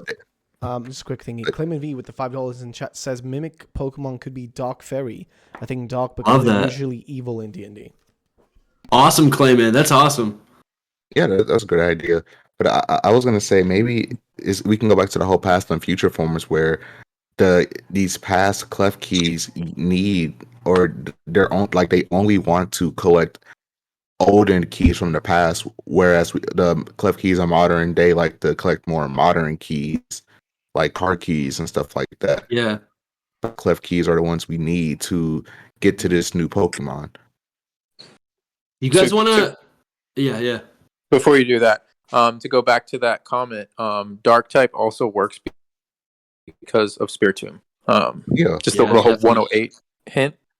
Definitely, yeah. So like the types in this riddle are Fairy, Dark, Ghost, and Steel. So I don't know. Pause.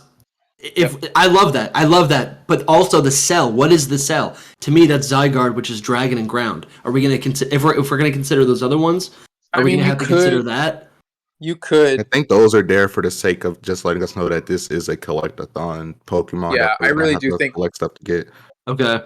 I really do agree with that. I think it Okay. definitely has to do with that because also the Spiritomb one they're all double meanings. I'm pretty sure. So like the cell is the Zygarde and it's a cell. The Spiritomb one is that it's a ghost type and it's also a collect-a-thon thing in GLA. It's a direct reference to Spiritomb, and then Gen 6 is like it's like figure out which one this is about, but it's key, right? Key. He didn't need to write key. He could have wrote hint. So okay, I get that. Yeah, and then the P1 could be like releasing from a cell and the color of it. So they all kind of do that. And when we're talking about the typings, I mean, don't forget, you guys brought up Delmise. Delmise technically acts as a triple type because of its ability, the Steelworker. What's to say now that you're going to all those crazy theories? Yeah. But what's to say that this particular Pokemon won't have a similar effect, or they might expand it on such an ability? I love that. Because we also have I moves think it like could- Pixelate and Aerialate that will also change typing of specific moves to a new type. It could actually have something like that too. Yeah. And they've retcon abilities in the past. I mean, I think it could really just play right into the whole gimmick thing of having 3 types. So that could be something to think of. Oh, that's true. Yeah. Good I forgot we might have triple type Pokemon. Because you have to remember, like in the most recent generations, they aren't afraid of giving their new Pokemon a gimmick. Like in Gen 7, a lot of the new mons like Komo-o had in Mimikyu, they had their own Z moves, and a lot of the Gen 8 Pokemon like Sandaconda and Alcremie, I think they all also the got Gen 8 the ones gimmick. did. They were all Gen most 8. of them did. Yeah. Gen 8 or Gen 1, I think. It was a lot of Gen 1 Pokemon that got the gimmick, and a lot of most of the mons that got a Gigantamax were Gen 8 and Gen 1. And a few Gen 5 ones. Oh yeah, I forgot about Gardevoir. Yeah, I noticed that because back in Gen 6, I'm pretty sure they didn't straight out say it, but their reasoning for not giving the Gen 6 mons megas were most likely due to the fact that they were already new and they didn't want to add something new on top of something new, but they kind of realized that was a really dumb idea because the next generation, a lot of the Gen 7 mons got Z moves, and then especially in Gen 8, like a lot of the gym leaders, aces, were mostly Gen 8 mons that had a Gigantamax. Yeah, it's almost as if there's a perfect opportunity for them to introduce Kalos into Generation 9. Yeah, especially when we know that there's a new concept of megas coming. They can use that as an opportunity to bring Gen 6 mons back and give them the megas that they probably deserve. Maybe we can finally see Mega Flygon. Who knows? Yeah. Justice for Flygon. Justice for start the hashtag. I'm hyped. No. This might be one of my. I've always liked Ghost Pokemon. I've always liked not fairy Pokemon, but like trickster kind of Pokemon. Huge fan of Mimikyu, for example. Yeah, Honedge, I was amazing. a huge fan of Impidimp because of its whole troll aesthetic. Yeah, Ghosts and Objectmon are some of my favorite. This thing would be top notch. This thing I could easily see as like a top 20 Pokemon for me. From what we could tell, I think Ku was pretty excited about it as well. It seemed that way. Yeah, I'm definitely excited for a Mimic. It does feel like he's more. He's been dropping a bit more than the last time. It does feel like it. Like definitely, you can feel the hype from him. Yeah, he's posting every other day. Yeah, it seems like his riddle, like his more recent riddles, are centered around character. Like especially, we're gonna get into the character one later, but when it comes to these Pokemon riddles, they're mostly centered around the ones he seems to be the most excited about. Especially with this coin one, because of the whole riddle from last week that had so many layers on top of it, and then this one seems to be way more. I guess you can say relaxed than the Tapu Koko tip. I can't remember the Z move, but like the Top Pentium Z riddle from last week.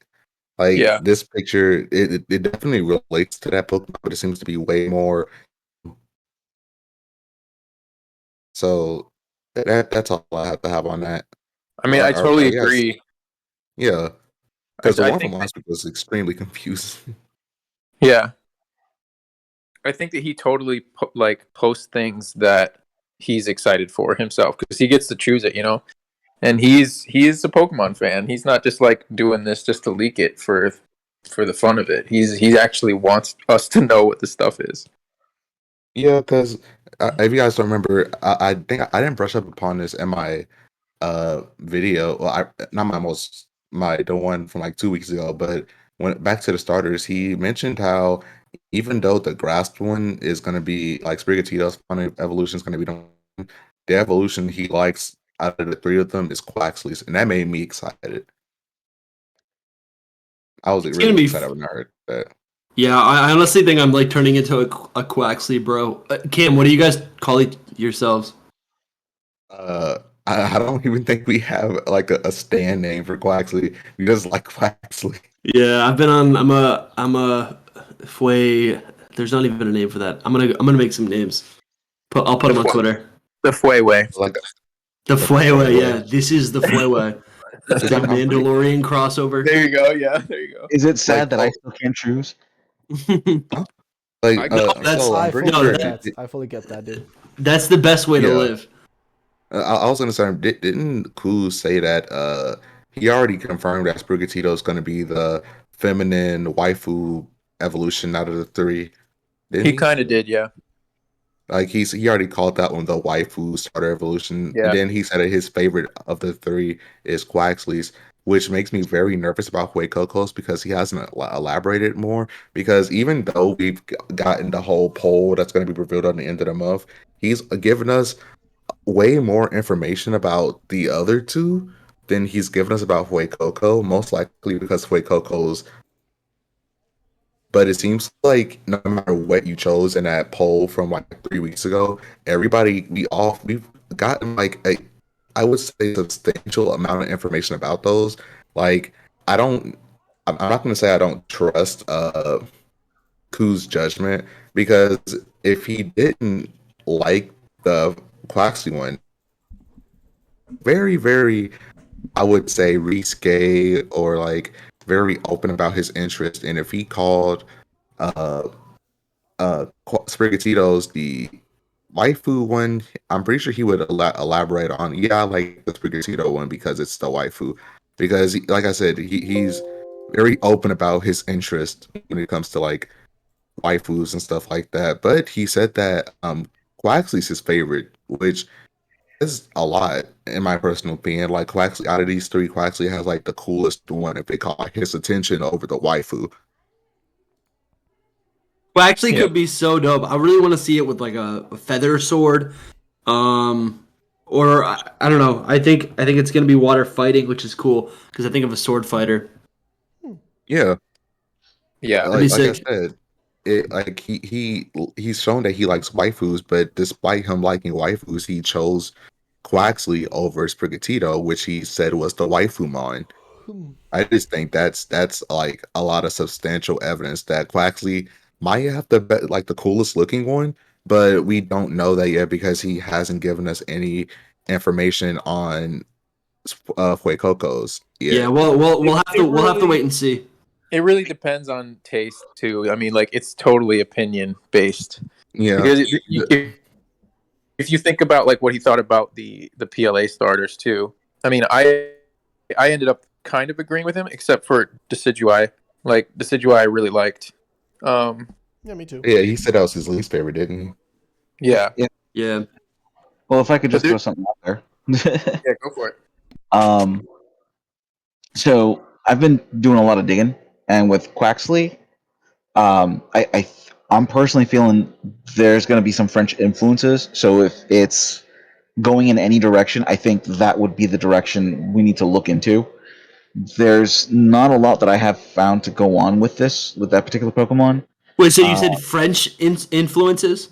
Yeah, I think it's going to have French influences. That's dope. I love that. Love to see that. I mean, I'm still early stages of digging on this one, but so far the only thing I've found that connects, that has any connection to Quaxly has both been French leaning. One of which was Interesting. actually by Camtendo, who helped me out with that one. What is the French leaning? What is it? Well, we're all kind of speculating that Quaxly is based on the blue-footed booby. And if you look at the scientific name for that particular bird, it was named after a French surgeon who was also an explorer who discovered a couple different bird species. Really? Yep. And What's her name? you'll have to give me a second. I'll have to actually look it up. I don't have it fresh off my head. No, I'll look it up. I'll look it up. But the other thing was I was trying to figure out like what's with the hair, and I had mentioned it to Camtendo, and he's like, it looks like a pompadour. And if you look up pompadour, it was originally done by Madame de Pompadour from France. She was one of the king's consorts. Can I just interject real quick, just randomly? Because I think I saw one of the. Yeah. So BRXthartic, I think in chat said that the Pokemon website said he uses his feet a lot, so I don't think he'll have a sword. Sword fighters don't use feet, which I'm sorry, but that's just blatantly wrong. So they don't use feet? Of course, sword fighters use their feet. Of course they do. Like that logic doesn't apply. I'm just kind of disagreeing with the comment. I'm literally in pain as I speak, but I just saw that and I had to disagree with it. Okay, I just had to unmute to say that that's wrong. Of course. If you guys have ever watched Star Wars Episode 3, Revenge of the Sith, Anakin versus Obi-Wan, Anakin very clearly kicks Obi-Wan, and Obi-Wan does a backflip. Yeah, like, That is real. I have the high ground, Anakin. Don't get me started, Ruffled. Dude, I love Funny Star you should mention Wars. feet. Dude, I love Funny fucking you Star should- Wars, man. But Oh, dude, I bought a new lightsaber. I want to be on cam next week. I want to show it off. okay, cool. Funny you should mention it though. Funny you should mention feet. The blue-footed booby has a mating ritual that involves lifting up its feet. The color of its feet is what attracts the females. Dude. That's random. So, Quaxley gets it. No, but like I wouldn't be surprised if it has a design. I'm not saying it's gonna be a sword fighter. I just disagree with the statement that sword fighters don't use their feet. Of course they do. They have to, like, one of the best ways a sword fighter can, like, determine. It's the same way a boxer. It's like footwork, right? Yeah, footwork. Yeah, it's like you look at the feet because like there's a whole thing called reach. You know what I mean? Like how far you can reach. There's a limited amount of distance between you and your target for you to be able to reach. Like you don't have you're not fucking Monkey D. Luffy. You're not fucking from One Piece. You know what I mean? So you can just extend your shit to infinity. There's a limit. Point. There's a limited length at which you can do that for, right? So why am I saying this? Because as a sword fighter, you literally have to pay feet. You actually have to pay more attention to the person's feet than the actual hands and sword. yeah, it's like especially in a situation where you knock the sword out of your opponent's hand and you have to act fast to distract the opponent so you can grab your sword to fight again. Yeah, in that case, you would have to kick to catch them off guard and run to your sword and grab it. Yeah, but that's even beyond it. Like, just literally look at boxing. You have to pay attention to your whole enemy, like your target, all of it. You need to pay attention to all of it, not just where are his hands, because you can be paying attention to his hands as he's moving in towards you. You know what I mean? Closer with his feet. You know what I mean? And it doesn't matter. Water dancing. You need to understand distance. You need to have good coordination. You need to have it all is all combined. So yeah, either way, they said yeah, I get it in chat. That just caught me off guard. I was reading. I was like, wait a minute. Well, there's also feet position for when you're sword fighting. Your own feet position. You're not going to be able to. You need to stand as as a swordsman, you need to stand in a very specific position to, one, be able to hold your sword in the proper way, and two, to be able to, like, whatever it might be, to parry, to guard, to, thrust, whatever it might be, you need to have a specific position and do it. Like, your feet do more work than your arms do in that sense. You know what I mean? Because your legs are kind of what determine, where you're going to be end up going. You know what I mean? Like, the way you move your body, it's all one singular motion. Facts. So yeah, it's like, I just I don't know, that caught me off guard. I was like, this doesn't seem, this is not right. Yeah. But also, the way I kind of see it is like, I mean, like, just because Quaxley, like, we have that information about its feet because of Quaxley. We don't know what its evolution is going to be. So when it's younger, it could kick, but like as it grows up, maybe it starts to kick, but also using its wings and its feathers or whatever the heck else. Yeah, it says here on a website it has strong legs and is able to swim without difficulty, even in places with strong currents. In battle, it kicks its opponents swiftly and repeatedly. And do you know what bird Pokemon that reminds me of? That also uses its feet a lot in battle. That is also a starter. Rowlet. No. Well, Rowlet, Hisuian, Decidueye, and Blaziken. Because Blaziken literally has Blaze Kick. True. Facts. Dude, is Quaxley going to get Blaze Kick? That'd be insane. I told you guys before, whenever it comes to bird starters, in terms of I'm not necessarily saying competitive values because Empoleon shows that, but in terms of design, you can never go wrong with a bird Pokemon starter. Like, all their final evolutions always seem to be designed very well. Facts. Dude, I'm going to be... Probably because they look good on two legs. Yeah, well, I mean, it's obviously obviously going to be like a water fighting type. That's kind of predetermined already by the fact that it's already been leaked by Ku, but also it matches up perfectly with the Legends Arceus connection. So we kind of already know that. Yeah, I mean, right? Like, if it does use its feet too, if it does use its feet, like, it'll be almost a copy of Hisuian Decidueye too. Yeah, like that's what it could be their counterpart. Dude, I love it. I love these fighting birds. So what is this topic? Yeah. Sorry, I'll go ahead because on this topic, I don't know if you guys saw what Eclipse was saying about Fuecoco, because I know Cam was just talking about how he's not too confident in Fuecoco, and I mean you can take Eclipse's words however you'd like, but I don't know if you guys saw it. He was saying that I didn't see it. He said basically that it would be like a zombie. Oh, yeah, that's so cool. Like a zombie, and then he posted a picture of like the old beta skeleton Pokemon. It's like a dragon dinosaur, and it's just a straight up skeleton. And I was just like, dude, if Fuecoco becomes a full on skeleton, that's zombie so Pokemon, cool. I'm just in. I'm all in. That is so cool. It's like dude. I don't want to get too excited though, but that could be better than Charizard.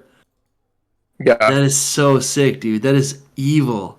And then Blaze Incineroar has been talking about that anime silhouette for so long. Have you seen him tweet about that? Yeah. And I want to know, I really want that to be confirmed. Apparently in the anime, there was, and they do this a lot, but apparently in the anime, there was a visual reference to some sort of like massive fire-breathing dragon, but it was like not a Pokemon that we know about at all. Blaze Incineroar has been posting that with all sorts of different theories, and my favorite is like, is this what Fuecoco could evolve into? I remember that episode. Think about that. Yeah, the thing about that is that I don't think they would make, because the way how art works is that you can't just make a silhouette like that. Yeah, just off the bat. Like, there has to be a basis for that design. Yeah, they just go do any Pokemon that doesn't exist. Like typically, also, Fuecoco's probably been around for a while, like the whole evolution line. Exactly. Yeah. I'm pretty sure it's been around for a while. Like those shoes and Ultra Sun and Moon, those are Fuecoco faces. Yeah. That's true. I know. Since Gen 7, man. Since Gen 7. Which proves that it's crazy how far back that, like, I don't want to be the guy that was like, it's been in development for this many years, but conceptual. I am that guy. Far back. Yeah, I really, it makes sense. And it would also make sense, like, with the Pokemon Company being so big, it's like, they're not just doing these, they're not just, like, making an entire generation concept in 6 months before they start development. That's not how it works. Like, we know they have multiple teams, but also like they must have a whole team of people who just like design and just like it's just a think tank. Their job is to just do research, brainstorm ideas, not categorize, but like catalog certain concepts and theories and Pokemon designs, just so they can pick and choose. I'm sure they have like 10 Pokemon starters that they could choose from for Gen 10 if they wanted to. Gen 10 might already be like conceptual wise in development. Exactly. totally. Exactly. I think they're already working it. Just given the timetable that it takes to not only design all the new Pokemon that they're going to introduce, the story, the landscape, they're probably already building the bones for a lot of the stuff that we're going to see down the road. That's so wild to see. Yeah, that's Cantendo. That's the one. Yeah, from subjectively, I love this art so much. Ruffle, can you throw that up? That's insane. Yeah, sure. 1 sec. Let me get it. That's insane, dude. And it doesn't. So, like, what's cool about this is it doesn't look like Dry Bones. It just looks like it's got that Marowak look where it's like there was a skull on its head that maybe it grew into, and then essentially like all the flames, like its headpiece, is just bursting fire, right? So it's like it's got connectors. Honestly, Pokemon designs have been getting pretty weird ever since we got those. I mean, they've always been kind of weird, but I still can't believe we got those fossil Pokemon in Gen 8.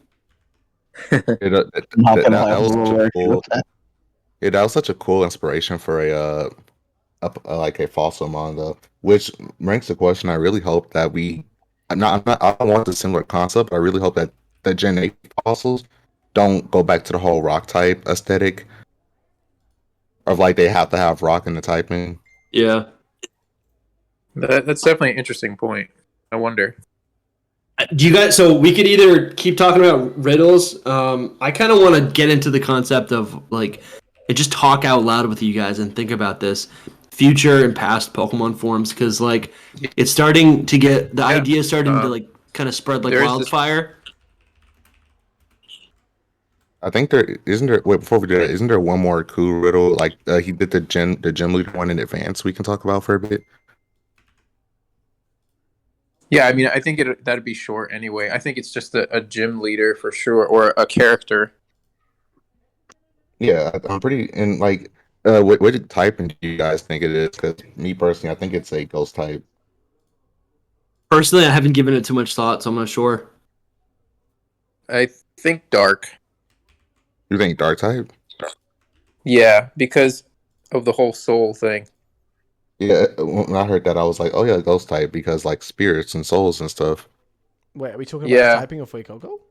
Evil? I know the gym leader hint that he gave us a few days ago. Yeah, I'm thinking dark type on that whole thing, but I could be totally wrong. Like again, I don't even know what that one exactly is referring to. To be fair, that one still has me confused. From what I gathered, it seems like there's going to be a singer gym leader that's either, like you guys said, a dark or a ghost type. The person who commented though the whole Ursula Little Mermaid thing just like blew my mind, because it could really be that. I'm just saying. I've heard that like this game has a lot to do with fairy tales, and like that's an old one. Yeah, that whole thing. Like, I don't know if you guys have seen the movie, but she's a sea witch. She has exactly the same kind of hair and look going on. Yeah, and she's a singer. She sings like the whole thing about stealing the Little Mermaid's voice, and she like literally steals souls.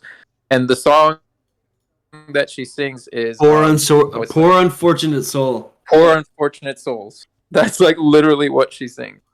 And it just like was like, okay, it adds up too much. But I mean, it could definitely be something else. But to me, I'm like, okay, maybe. Yeah. Maybe it's a water type, or maybe it is ghost. It's ghost, water, or dark. So, one gym that we know for sure is in the game is grass, because I'm pretty sure he gave us a grass type hint, didn't he? Because he after that he replied that BTW, you got a gym leader hint in the trailer, and when I bring up the trailer, the only thing that comes to mind is that grass type arena, which also confuses me because we see the fire racing flags, and we see that ground type area or that rock type area, and they showed those three grouped together. but the way Ku worded it, only one of those was an actual gym, and the other two were just uh just two separate areas in the game. The way I think gyms will work is I think that there will be one main type for the gym, and then adding in the gimmick, like they will use other types.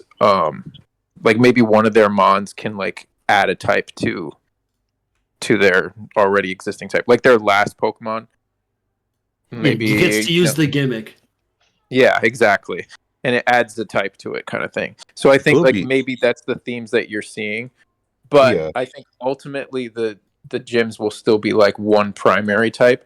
I think that one's the grass one. I don't think that those flags with the fire has anything to do with it. Actually, I think it might be a separate place.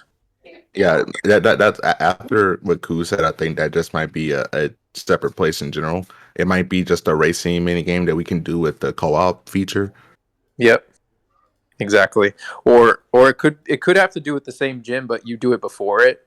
I don't know. Maybe it's not fire, but fire and racing kind of go along with each other. So, I've also seen people point out, which I think I pointed that out in my analysis. I don't remember, but how the arena in the grass type gym area is a tower, and you can see the stairs leading up to it in the that shot. Totally. Yeah. So I feel like the gym puzzle is just us climbing a giant windmill tower, because there is a small windmill on top of that, and we do know there's a windmill area in the game. Wouldn't that be then just So that could be mimicking it. that, like the whole Breath of the Wild thing? Like with Yeah. Yeah, probably. That's kind of like what they're mimicking with that. At least as far as I can tell. Yeah. When I saw that, the first thing I thought of was Super Mario Sunshine, one of the first levels. I don't know why. I have yet to play that game. It's extremely hard. Yeah, I never beat it. I never beat it. Not as a kid, not as an adult, but same. Like it's the hardest 3D Mario game they've made. You can see those towers too, in other places other than just that. If you look in the trailers, they're in the background of other parts of the trailers. Yeah, but I think there's just more of them just showing off the like many locations in the distance, because we also see that mountain as a recurring area shown in trailers. Yeah, that's true. So I think that's pretty much all I have to say about that. Right now we know 2 of the possibly 8 or 10 gym leaders if they go first and exclusive again in the game. I thought that was something really cool. Yeah. And also this confirmation that gyms are back, because I saw a lot of people where they were just like, we might get something new or trials might come back. And I was like, I don't think trials are going to come back, because have they used the word gym? Well, what is the GL? He said GL, and GL is pretty much gym leader. That's true. Yeah, I would say it's like 99% confirmed back, even just from the trailer with that little like battle spot. Yeah, I like the idea of like, because honestly, what is a trial captain other than a gym leader? I like the idea. I like the idea of there being some sort of like event or gimmick or mini game, some sort of trial. You could even use the word trial. Some sort of trial that you do ahead of the gym and then fight the actual gym. Honestly, if they give it some sort of, if they just switch it up a little bit, just to give it a little bit of distinct flavor, would that be nice?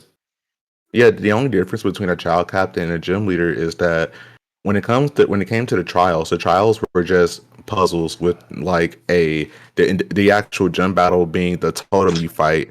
Like when you look at it from like a gameplay point of view, trials were really just gym battles and gym puzzles, except instead of a gym battle, you just fought a Pokemon instead of a person, because the actual gym leader, aka the trial captain, was more in charge of the gym puzzle or the trial puzzle. And the only other difference between that is that there are, I believe, 7 trial captains and 8 gym leaders. But the only reason why there were 7 trial captains is because I'm pretty sure the 8th, like the dragon type trial, he didn't exist, or they hadn't found a replacement for him yet. So that's why on your way to you do the final trial, which is the Jankmo-O trial, where you're just walking and then you fight the Jamo-Os and Komo-O and Hakamo-Os, and then the totem is a totem Komo'o. So there technically were 8 trials, just not 8 trial captains. Facts. So like I thought about that for a bit because I was like, when you really think about it, trials are just gyms, but like the character is less involved. It's more about Yeah. the Pokemon than the actual character. Yeah, trials are gyms before gyms existed. And that's literally the story of Sun and Moon. And it is kind of interesting to see, 5 years removed from Sun and Moon. It's like, okay, they're sticking with, like, they really are starting to play with different formulas for Pokemon games. And we're seeing that really a lot with Legends Arceus. And I hope we see that even further explored in Scarlet and Violet. I've been enjoying Yeah, it.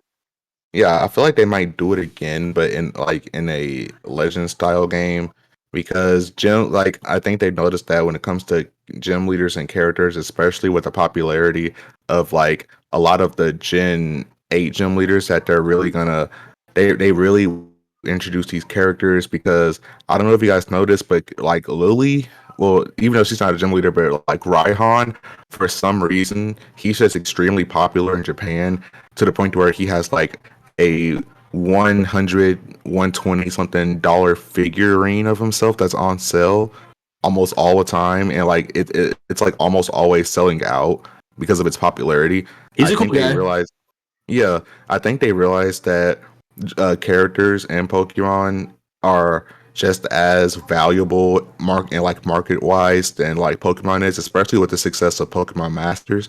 Yeah, Like, and in the United States, I mostly see that with characters like what's her name? Not Nessa, Marnie. I see that with Marnie a Marnie. ton. People, Yeah, especially in the TCG game. I remember when that Marnie pack came out. Like that was like the most coveted thing, and all it had was like battle styles. But yeah, no, definitely. I've never really cared about trainers too much, but I'm happy to see that they're starting to really flesh them out, and we're starting to get better relationships, better stories with these characters. It's been good. Gen 8 did great things for the characters. funny because like a lot of the Gen 8 characters that didn't get the most fleshing out are the ones that are the most popular. Because Marnie, out of all the rivals in the game, Marnie was the one you learned the least about. But yeah, because she's cute, she has like the most merch. Yeah, definitely. And the same with the Raihan. Like people only like he's the most popular gym leader because he's like the hot guy of the gym leaders. Yo, you said it. So I think they I'm gonna be You honest. guys want to move on? I just want to say something totally off topic. Just want to say this. I think Leon is lame. There we go. I said it. Dude, I was just thinking that this morning. Leon is so lame. I'm sorry. Leon is a His nerd. outfit as well. It's so bad. I'm sorry, Dude, he's but- got the dumb hat. He's got the dumb No, hat. the hat is fine. The hat is like the least of my. It's the least. Dude, the hat listen, should be straight. It is the least of my Like fucking concern. Okay, my biggest issue is whatever those fucking pants are. Okay, whatever those fucking pants are, dude. Because my guy, so you don't wear shorts and then those like fucking thingies under it. You look goofy. Okay. You look like an idiot. Stop it. Yeah. Stop that Did shit, you okay? Did you guys Like when see I the think latest of dude, episode when of I Journeys? think, dude, I all I know is that Elaine lost and that's it. He That's all. lost. He lost. He mega evolved and lost to base Charizard. Leon didn't even G Max. That's bullshit. Really? I didn't Leon- watch it. Leon used one attack in like O code Alon, and that was the fight. That was it. Dude, And, like, they should have incorporated like the lesson he learned from the game, which is he's not actually that good. He mentions in the anime that he's afraid of himself because he can't stop winning fights. And not gym battle, but that fight in tournament was complete and utter BS because Alon, they were both at full strength. Alon mega evolves into Mega Charizard X, single-handedly uses his strongest attack on Leon. Leon somehow managed to dodge it, use one attack, and destroyed Charizard X, and that was the fight. Bro, that is so pretentious. Imagine if I said, guys, my channel is so good. I make the best videos, and I'm afraid of myself. I don't know what's gonna happen. Isn't that what you do though? Isn't that Yeah, like I do that. Yeah, I Isn't do that the Dusty You're right. Logo mantra? No, I'm just kidding. I'm just kidding, my guy. No, but like, dude, I don't know what it is. I'm sorry. I just have to shit on Leon for real quick. I'm sorry, but like, I get it when you introduce like characters. Like, I mean, you could even make the argument, oh, when they introduced Cynthia, you know, she was also broken or whatever the fuck, and they made her overpowered, etc., etc., etc., whatever, right? But like, She's actually strong. but yeah, she is strong. But like, that's the thing. She looks cool. She has a team that justifies the strength. I'm sorry, but you can't just put Charizard there and just automatically be like, hey, he's very strong. Okay, boom, boom. You know, it's what it is. I'm sorry, talks but about like his strength. like In the anime, he talks about his strength like it's a curse. dude. But it's like I know like they That's hilarious. I know they can introduce whatever they want and say this person is this thing, right? But like introducing this guy, it's just because of the fact that I fucking hated Sword and Shield base game, and I think that's what pisses me off even more. That I'm sitting here and like being like, so you're trying to tell me that this asswipe is considered the strongest trainer in the fucking world, and I can sweep him with a fucking snom? Yo, so the lore that I saw, Really? the explanation on Twitter. I have no position in this fight. I don't care. Because the games are canon. Anyways, so what I saw on Twitter was that apparently like it would make sense for Leon, the champion of a region, the region that is the most competitive, to actually be the best champion of them all, right? Because if these other players, and I'm not saying I agree with this, but that kind of makes sense. If in lore, Galar is like the most competitive region, right? And they take the league the most seriously, that he would be the best. They mentioned that the gym leaders, lore-wise, and Galar have the strength of Elite Four members Jeez. and other regions. I'm sorry. I'm sorry. Are you really telling me? Are you telling me that they really are gonna fucking push Milo and fucking Nessa and fucking even B? Really? I'm sorry. Well, what? What did you? What are you talking about? Apparently that's the reason why there is no Elite Four in that region, is because the gym leaders of that region all have the strength of Elite Four members.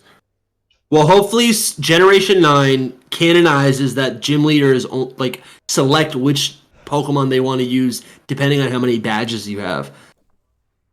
They have to. Look, If we can do the story maybe in that any could make order. sense. I'm sorry, but just the ID in my Maybe Milo has Virizion. dude, I cannot. I'm sorry, I cannot accept it in any way or shape that Leon is considered the best. I'm sorry, but like I just can't. Like, to me, I just can't. One, I just seriously. He's stupid, dude. He's never been cool. Decide if you're gonna wear shorts or fucking pants. Like, pick one. You can't have both. Yeah, it's pick not one. 2005. It's like pick one. Pick one, my guy. I can't. But also, I just hate the idea of like, oh, you know, I have Gigantamax Charizard. Haha, sucks to be you. You know, like the fact that he can just pull that shit out of his ass and be like, well, whoop-de fucking do, boys. I And win. Gigantamax Charizard's not even good, dude. Like, Elaine has Mega Charizard with a Thunder Punch. Yeah, You're dead. He beat Charizard X with base Charizard because Which his is Charizard's bullshit. that strong. It is Dude, that strong, get outta apparently. here. Listen. Should have used his Charizard. Yo, I am a Charizard fanboy. Pokemon have I'm a a- max level, motherfuckers. Pokemon have a max level. Even if that shit is level 100. Max IVs, max fucking like base. Sorry, not base. Well, base stats are always the same, but like max fucking IVs, like maxed out all the fucking shit. Okay, I don't care. Elaine's has definitely got the same shit. Okay, his is on the same level. You're really telling me one fucking little poop from his little Charizard ends the life of another one just like it's nothing. Like, Wait, Ruffle. Come on. I want to hear from the Charizard apologist. I'm not. No. Hold on. I'm kidding. Okay, let's clarify something. I'm a Charizard fanboy. My actual PFP on Discord is purple Charizard because he used to be purple. Sure. But even I have my limits. You know, I'm with Ruffled on this one. But also, seriously, how can you have a champion who dresses like he's dressed himself in the dark? Dude, he's so stupid looking. He looks like that kid. He looks like that kid that you don't want to be associated with because you're both playing Pokemon. You're like, yeah, I play that Pokemon, one kid, but I'm cool. I'm an adult. That one kid in school that the teachers put you with just because you might have the same interest. But you're like, Yeah, I don't you're want to like- be with him. He's the one who like rubs his ass and then sniffs it. I don't want to be with that kid. You know, Yeah, the neighbor's kid. It's the even be neighbor's upset kid. He's like the neighbor's I kid. can't even dude. be upset over that fight. Exactly. Yeah, when I that's remember- what it is. I can't even be upset over that fight when I remember that Leon somehow beat Lance that had a shiny Mega Gyarados with Charizard. Lance is so much cooler. Dude, Lance is sick. Lance is just like your classic Dragon Master. Lance is in the. Why is Claire not there? It should have been a bunch of Dragon Masters. Well, to be Yeah, fair, right. dragons kind of got all like shit nerfed whenever fairies were Yeah, introduced. that's true. That's you know? true. But also, no, Plus, but you know what it is? It's just I hate it because you know what also pissed me off about Sword and Shield is that Sword and Shield kind of killed the Adventures manga, and I'm telling you, the Adventures manga was fucking heat. Okay, like sure, even a little bit of the Sun and Moon one kind of actually Sun and Moon kind of killed it, but I would say Sword and Shield kind of put the the final nail in the coffin. But like the Adventures manga, guys, you guys do realize? In the Adventures manga, Lance is literally Hitler. Like, the dude, What? dude, he's straight up. You do realize he's literally fucking terrorizing the Kanto region. Guy, like, he's literally going around just fucking, like, making a shit show. Dude. Because he's evil. Was he part of? Is he part of Oh, Team Rocket? dude, I know there's gym leaders that are part of Team Rocket. half the gym leaders. Yeah, or the whatever, entire Kanto Dude, region is like half just of them Detroit. are like fucking. Half of them are fucking like part of Team Rocket. Half of them are literally evil. I Or gotta part read of the that. evil That sounds group. fun. Dude, the Adventures manga is amazing, okay? And maybe Hitler is a bit of an exaggeration, but basically, he's basically like I don't even know what word to use, but like he's just like evil in the manga. You know what I mean? It is so different, but that's the thing that makes it so fucking cool because that's the reason I've never really gotten 100% into like the anime because it always feels so watered down and unrealistic in its approach. Like, come on. There's so many times where Ash should win, but it's like the dumbest shit. Or he'll ask his like the logic in like using an electric type move against like a ground type or something, and it actually works. And you're like, Yeah. but wait a minute, it shouldn't. It fucking Yeah. shouldn't. That's the thing with the Adventures manga. There, Pokemon get killed, straight up killed. Okay, Which is real. That would happen in real life. you guys do realize, I think in the Adventures manga, I remember I did a lore video about this. In the Adventures manga, Steven Stone gets fucking murdered or killed. He literally dies. Like he gets What? killed. Dude, Steven Stone gets fucking killed. In the And that's why- in the Oras timeline, he gets killed. Okay, he gets And killed that's off. why Wallace And steps like up. Dude, I don't know exactly, Zinnia- but like my point is, the dude gets literally What? fucking killed Yeah, off. my guy. doesn't Rayquaza literally impale Zinnia because he didn't see her as worthy of his power? Bro, I I mean, gotta It's like watch watch this. Rayquaza. But my point is, right, the end all be all point is, there is so much more cool shit they could do, but I get it, the manga is the more mature version, I guess you could say, whereas the fucking, whatchamacallit, the anime is just, it's the one that's popular, right? It's the one people are used to. You can't have Ash killing somebody's Pokemon or his Pikachu dying. Of course, that's never going to happen. Also, Clayman V, thank you for the $10, saying Sword and Shield story, character lore were absolutely god-awful, absurd, and nonsensical. Like, you'd have to be inbred to like them. Leon's one saving grace for me is his outfit after he loses to you. I do like the Generation 2. That's extreme. Anime. Holy shit. Do I Thank you, count? No, shout out to Iris because she's the only person that's in that tournament arc right now that doesn't have a gimmick. Even Cynthia has a keystone in her lipstick. That was a cool scene. That's cool. Wait, Bottom I'm line so... is the Yeah, anime yeah. is not canon. It's a mess. They usually do all It kinds is. of crazy stuff. Because And, they completely gave Lance, they like completely redesigned him to have his game look versus his look in the Gen 3 anime. Yeah, That's true.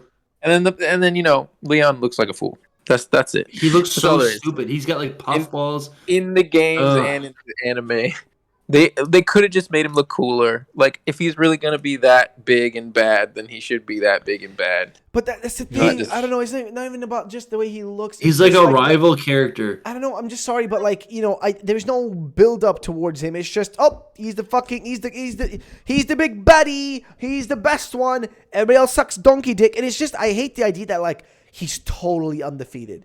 Like I'm sorry, but like Sue in the anime. it's so annoying that he's undefeated, dude.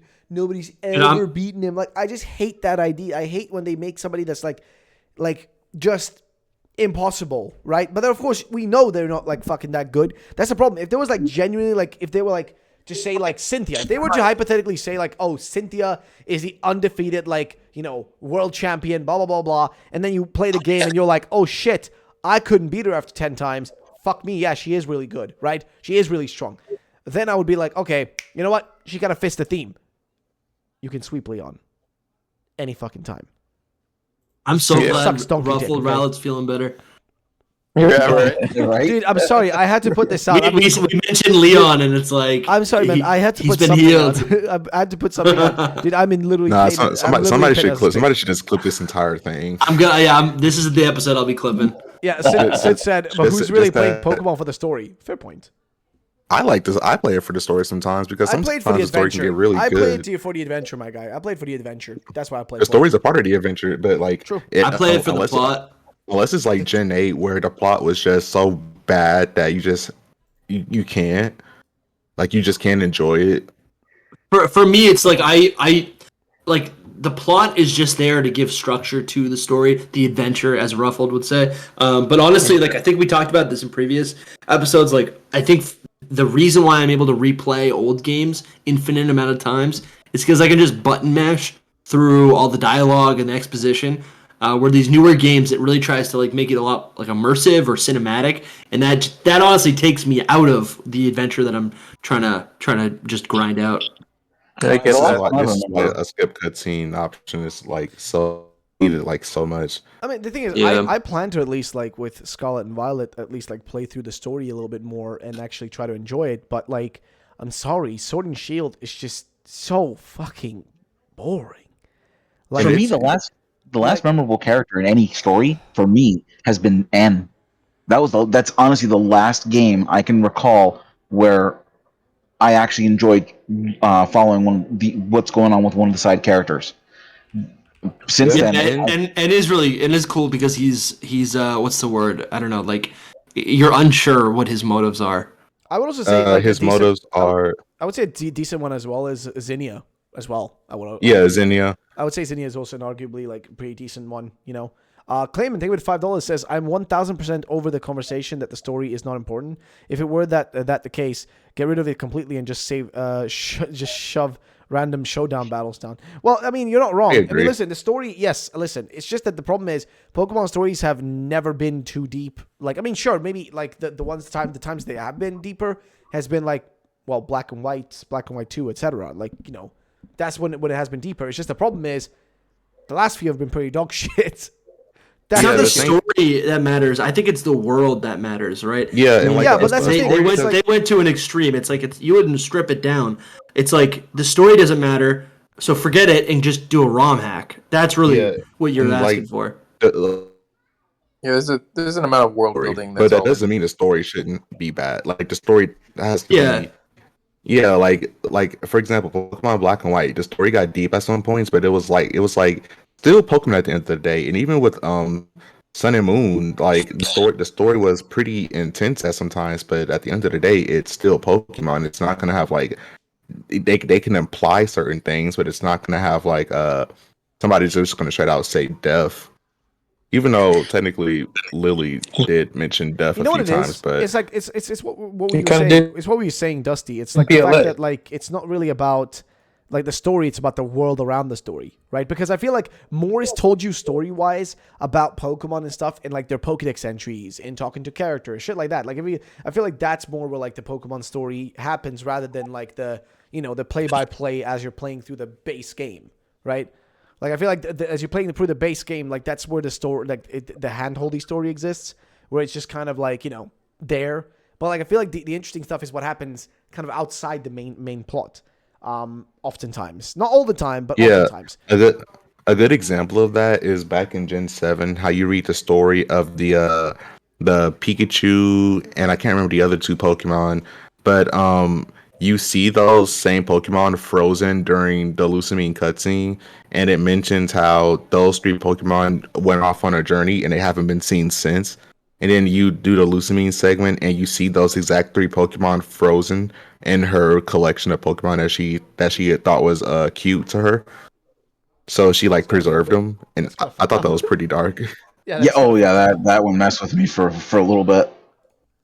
Jay, thank you. Yeah, like Silver was such an interesting character as well. Yeah, true. I mean, listen, it's not like the Pokemon doesn't have good story. There's interesting stories within Pokemon, but it's like if you take a whole Pokemon story, like listen. A lot of this I feel like is based on the fact that we haven't had a good story within a Pokemon game in a while. That's what I think this is the issue is here. Is the fact that the like, story was 2016. Well, I guess like when did we last have a decent thingy? Sun and Moon. Sun and Moon. Base Sun like, and Moon. Yeah, Sun and Moon had that. Since then, we had Let's Go. We've had I think it's because I mean, it has been a while now. If you think about it, it's been 5 years almost. 2016 yeah, is a 5 while years. ago, Dude. 5 years. It's been a while. No matter what you twist it, it's been a fucking while. So hey, it is what it is. And Gen 6 tried to have a good story, but there was just a lot lacking. But when you go back to Gen 5, like Gen 5 had a really good story, and I like playing BDSP. I realized that Gen 4 didn't have the best story, like base Gen 4, but Platinum definitely gave it more like lore and background to it.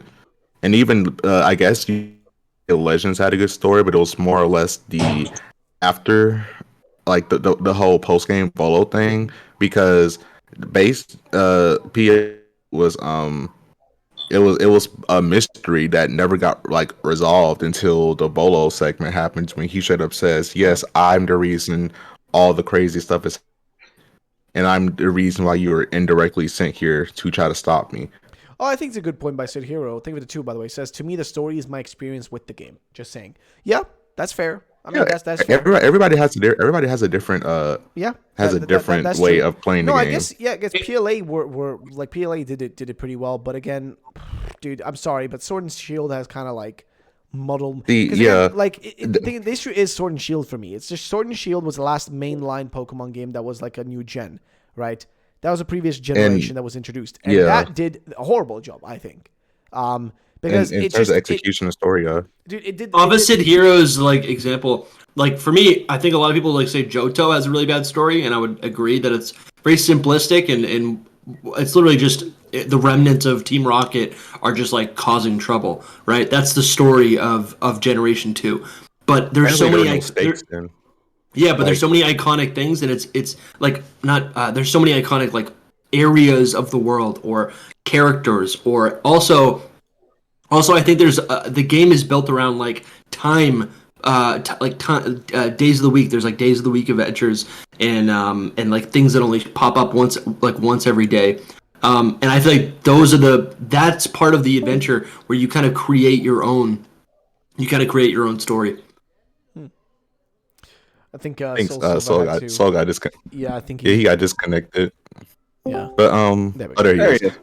But yeah, like Gen 2, the story wasn't as deep as like the gens that came afterwards. But like you said, Gen 2, what it had going for it was decent enough to where people put it at the top of their list. Whereas like you don't really see people put Gen 8 up there because the execution was awful.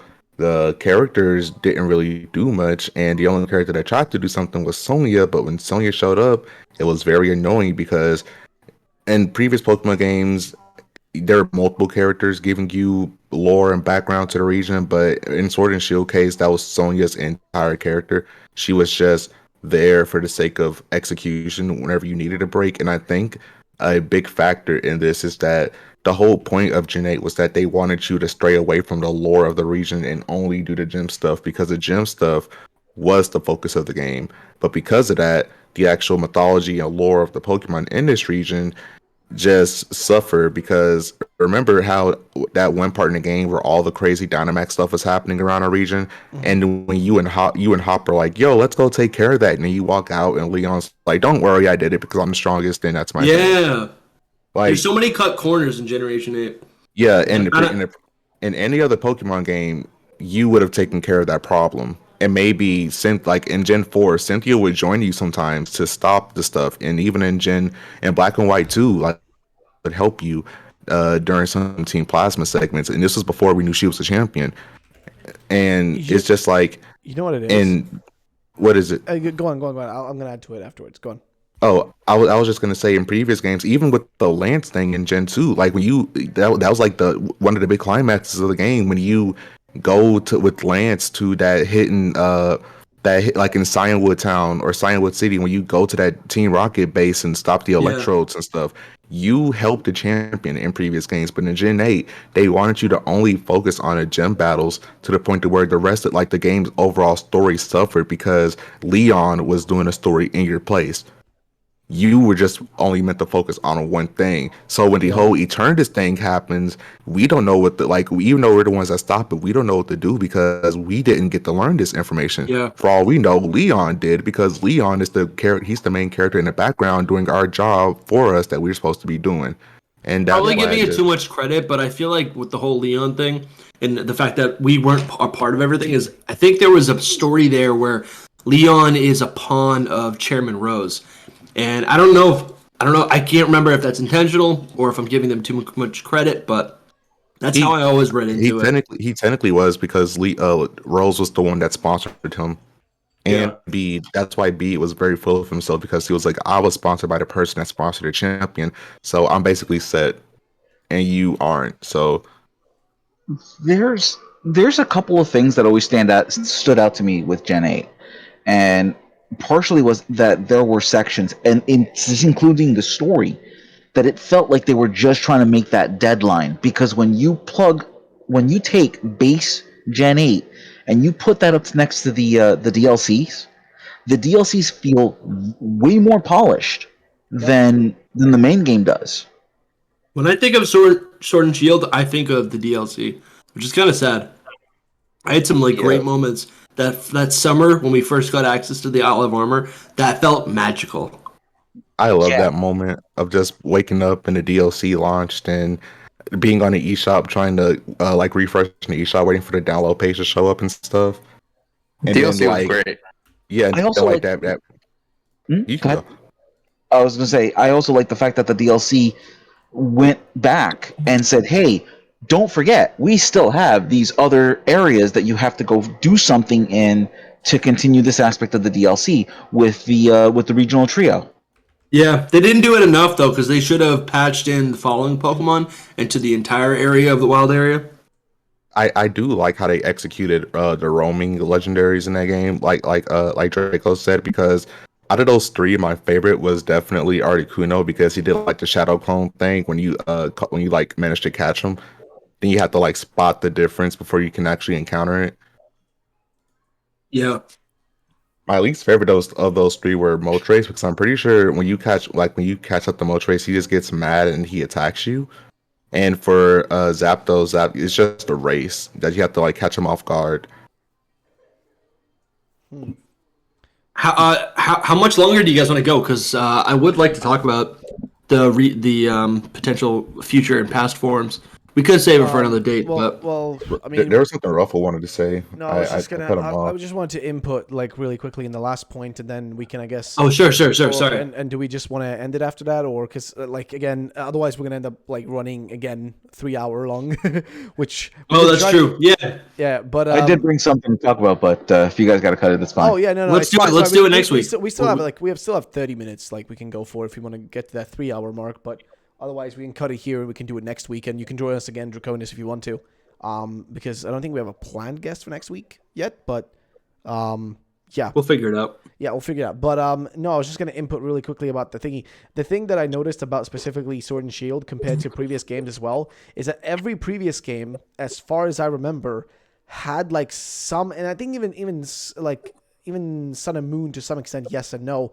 But, every previous game kind of had a villain team that was causing most of the story to happen, Yeah, that was huge. Like that's the thing. In original the original games, it was Team Rocket, causing havoc and being the core cause of all the problems and part of the main story, right? In Johto, same thing. The return of Team Rocket causing problems, requiring you to go around, dealing with it. In Ruby Sapphire, you got Magma and Aqua. The whole thing with them is they literally want to summon these two Pokemon that are behemoths that are gonna fucking duke it out until the Earth literally shatters into a million pieces. So Rayquaza needs to step in and stop it, right?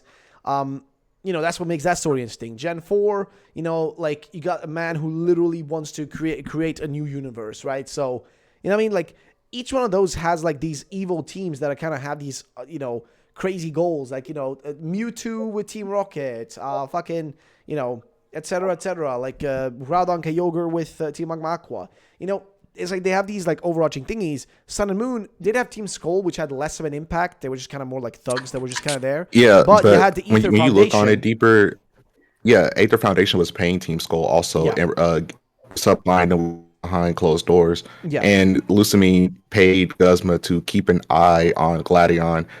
And like Gladion, up to that point, he thought he was free, but he was secretly being controlled by her the entire time. Yeah. I thought that was kind of cool. Well, see, that's the thing. So Team Skull were behind stuff, and they were being paid by a higher, like the actual villain team. So both teams in Gen 7 they both played a big role, even though one was being manipulated by the other. See, that's the thing, because like this, like, what do you call it? Like, Sword and Shield just didn't.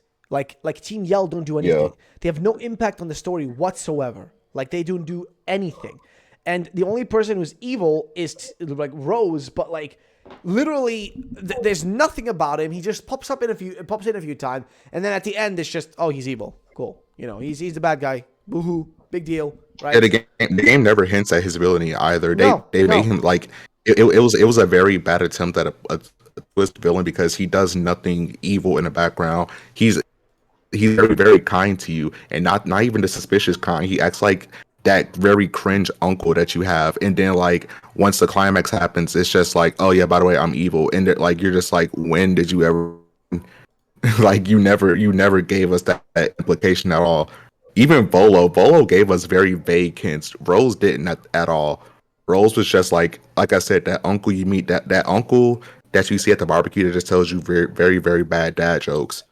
The man dresses in his underwear, it seems like, when he's not in his tux. Oh yeah, there's a Hisuian, like, yeah, but that thing with the Hisui though, that's I think the next episode of like the Legends Arceus anime thing. That's what that is, Alabania. That's what that is referring to. Don't think there's anything more crazy to that, to be honest. At least All I can picture is was Rose ready. I'm waiting for Rose to come out. It was me, Dio, this whole time. But wait, Draconis though, I'm kind of curious. What was the thing you wanted to bring up, since we have a few more minutes, I guess? So you covered one of my thoughts on Fuecoco, connecting it to Whole Mind and whatnot, and I threw out an EV1 last week. I've been working on Sprigatito, and I've pretty much run it all the way down. I can confidently say that I have feelings that Sprigatito is gonna have Roman vibes to it when it evolves up. Roman vibes. Yep, I think it's gonna have a lot of Roman influences. Any basis to that, or just kind of like, like I'm assuming there is a basis to it. I mean, are you going to be posting it on Twitter, or do you want to like put it out? Well, I was gonna bring it out here to you guys first, because you guys were welcoming here. Here's a gift. Yeah, well, all right, hit us with it. We got a few. Let's more go. minutes. All right. Yeah, let's go. Exclusive. Dude. So in the theories, I posted a picture of Sprigatito next to the Iberian Lynx. I got a leaf and some fleur de lis in there. When you look at Sprigatito, it's got a lot of drawn characteristics that make you think of it's going to evolve into a lynx. And searching through mythology, I've only found one connection with lynx and past mythology, and that has to do with Demeter, the Greek goddess. Really? Yep. And I want you guys to keep in mind of a couple of things. I believe it was Blaze Incineroar who had mentioned something about a Cerberus, right? Well, Demeter's connection to that is her daughter Persephone was taken by Hades, who is the god of the underworld, who is protected by Cerberus. And during this travel of her searching for her daughter, she befriends a king who gives her shelter, not knowing that that's the goddess Demeter. And he just asks, "Hey, can you just watch my kids? That's all I ask."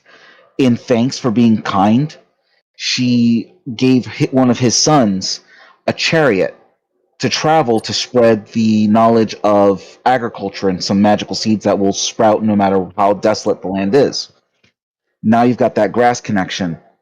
The traveling part, the chariot's pulled by 2 dragons. What do we have on the box legendaries? 2 dragons for traveling. To top this off, that prince goes to a city where the king in that city was really hated Demeter and hated the fact that this guy was here and spreading this knowledge of agriculture. He wanted to keep it for himself. He went to kill that prince that night, and before he could, Demeter changed him into a lynx, which connects that dark aspect because dark generally is associated with evil in this case.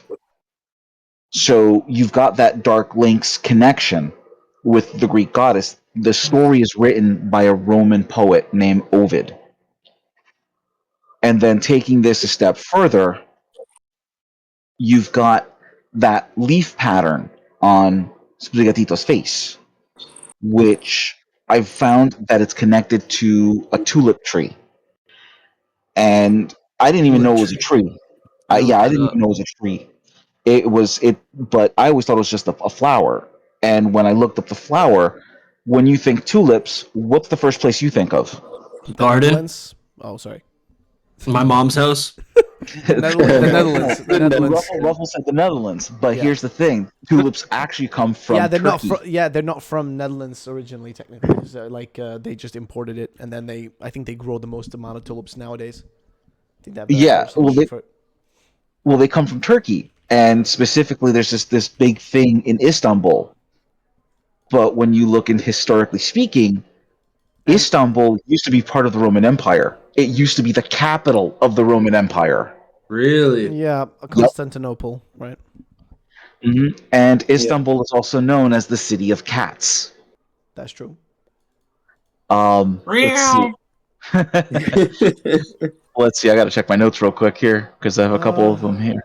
Yeah, I'm This looking is at fire. this. You're connecting it so well. Like history of daffodils and tulips. In simplest terms, tulips are from Central Asia, and daffodils are from Spain and Portugal. Huh. But there's also the whiskers that give that whole lynx look to Sprigatito. He's they look like the tops of the fleur de lis, which has usually been associated with nobility. So you've got that noble tie in there, but it's also been associated with the Virgin Mary through Roman Catholicism.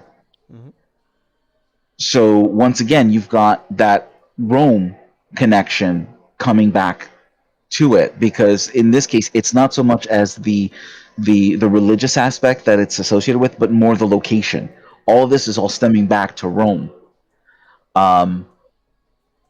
So with the fact that you've got the hate, and if you actually look back into what Clue had said about Sprigatito's ability, it's godlike ability. You've got connections to not only Christianity, but you also have the Greek goddess Demeter as part of all of this. So I'm thinking that all of this is just tied together with the fact that you're going to see influences of Rome with Sprigatito as it evolves up. I don't know exactly how, but that's kind of where I'm leaning with this. Dude, I love it. I love all of this. It makes sense to me. And This there's one goes last really thing. deep. I like it. There's one last thing. There is also an academy known as the Academy of Lynxes.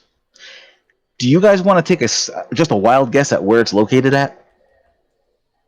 I rule. Spain. No, it's in Rome. It's in Rome. And if Oh. you think back to Kayla's video about traveling and using instruments on the cover, one of the people that were a part of this academy was Galileo, who helped create instruments that we use today for traveling. Compass, I believe, was one of them. And the big connection with this is that the emblem for the Academy of Lynxes is a lynx fighting a Cerberus. Oh, that's interesting. Dude, The it's only too epic. the only issue is would they go that deep for connections to a starter? You know what I mean? Yeah, because it's just a starter. That's the issue is I'm Yeah. thinking how deep did they go with the previous starters if you realistically look at them, right? If you try to break down all the info, because what was the difference? What was it again with the Sword and Shield starters? They were all based on entertainers of some sort, right? Like musicians. Yeah, they usually have a theme Yeah. What was it again? throughout all. Musician, Music, actor sports. and sports, right? Or something like that. Music spy in sports. Yeah, some sort of. But wait, like oh yeah, spy. But then occupations, I guess, sort of jobs of sorts, like something. I mean, of course, they all are Like very logical. they're Right? like iconic. Yeah, they're like iconic Yeah, roles yeah, like of a football player for like in well, Europe, where football like originated Britain. from, like in terms of like the football we know of today. That's like with Score Bunny. Then I guess Sobel is 007, James Bond. I saw that as movies. I saw that as Yeah. movies. Yeah, It is You've because sports, indie, movies, and music. That's so yeah, they're like indie anime. They had an episode where they visit a movie set where it's yeah. Natelion So basically, filming entertainment. a movie. Entertainment then, right? Yeah, Entertainment. They're all based on basically entertainment of some sort. Well, then that's the thing. There needs to be a follow through like theme within these other games as well that kind of makes sense, right? I could see that like being like references. I mean, I don't know what I'm saying. I don't know anything about Spanish culture. I was gonna say some sort of. I was gonna say reference, but that's way too vague. I think there's still a connection though. Like it could definitely be based off of Roman Catholic stuff. And I mean, all of them could be definitely. in It's a way, just, but I mean, I'm yeah, just trying to see like what the like. Then I feel like all three of them need to connect to it, right? Personally, it's So, all I mean, it's all not like necessarily. I exploration. mean, just that one could be more Roman Catholic vibes, but And the one yeah, could be I agree that Spanish, and there's, the like, one could another be. I always think to Gen 5 where all three of them were essentially just like military forms of different cultures. Superior was France. I think Embor was China, and then Samurai was obviously Samurai, Yeah. Japan. I think honestly, a lot of the common themes that I've been noticing between the Fuecoco, the Spaghetti, if I'm correct, like I said, I'm totally tinfoil hatting this. I totally admit this, but I think I see an overall either of exploration or conquest, because if I'm on the money on any of this, it's the overall theme that keeps coming back. yeah, exploration would make sense. Like the idea of Exploration exploring. definitely. Yeah, if they do go the exploration route, I mean, there's already a huge influence in there. Actually, Lumio's posted a video on it, just being like import export, and oh, I forget. I think Quaxley was like the people that bring it. You know what I mean?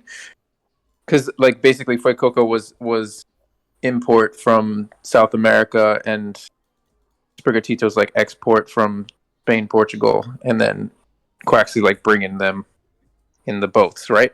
Kind of thing. But Yeah. that's like one idea. That's not like what it is. But this is the whole idea of navigation being a theme is definitely a good idea, or exploration, I should say.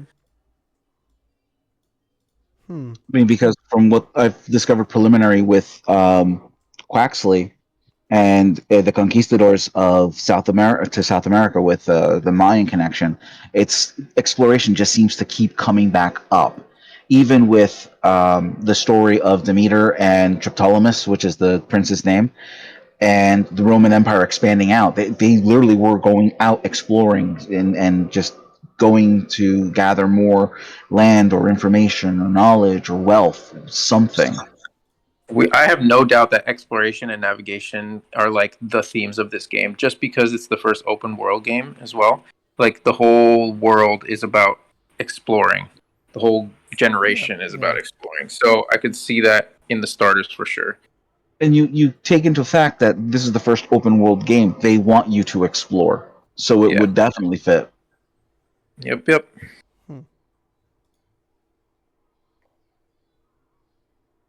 I think that's a really good theory. But Yeah, was that all you had to say about it? Yeah, that's pretty much it. All right. Are you gonna post that on Twitter? Yeah, it's all gonna go on Twitter. I just wanted to bring it here, you guys first, because Yeah, there was a Y'all part are of awesome. it that I was very much interested in. The two dragons riding. Well, Or share bringing the them up share there. the theory, because I would gladly want to take a look at it when my brain isn't melting. But yeah, I don't know. I mean, hey, I didn't do a lot of talking. Sorry about that. But it seems like we've ran the course of this stream and this podcast. So It's always so much fun. I'm happy to be here. hey, Yeah, it was good. Same. I'm glad you guys great. invited me. Dude, glad to have you on. Sorry that I couldn't do like a lot of interacting, to be fair. Hey, man, it's totally fine. Alrighty. Well, ladies and gentlemen, that's going to be the end of the podcast. I feel like we've gone through quite a few different things. Before we end, of course, guys, big thank you to, Draconis, Podcast over on Twitter, or Podcast Draco on Twitter. If you guys want to check out, there's going to be links down below. Can we maybe get links in chat as well? Let me see if I can get links for people so they can go and do the due diligence of leaving a sub. Because that'd be appreciated. Come through, guys. Yeah, come through. There we go. Just gonna get it in chat, lads. There you go. I think it should be coming. I think it should be popping up. Yeah, go drop a sub, lads. If you want to, watch some great content. The podcast over there. Making some good shit. Talking about all things Pokemon Scarlet and Violet related, and just Pokemon in general. So go give it a sub. Go give it some love. Be appreciated. Get them to 100 subs, guys. Come on. They're 51 subs right now. Get them to 100. Should be doable.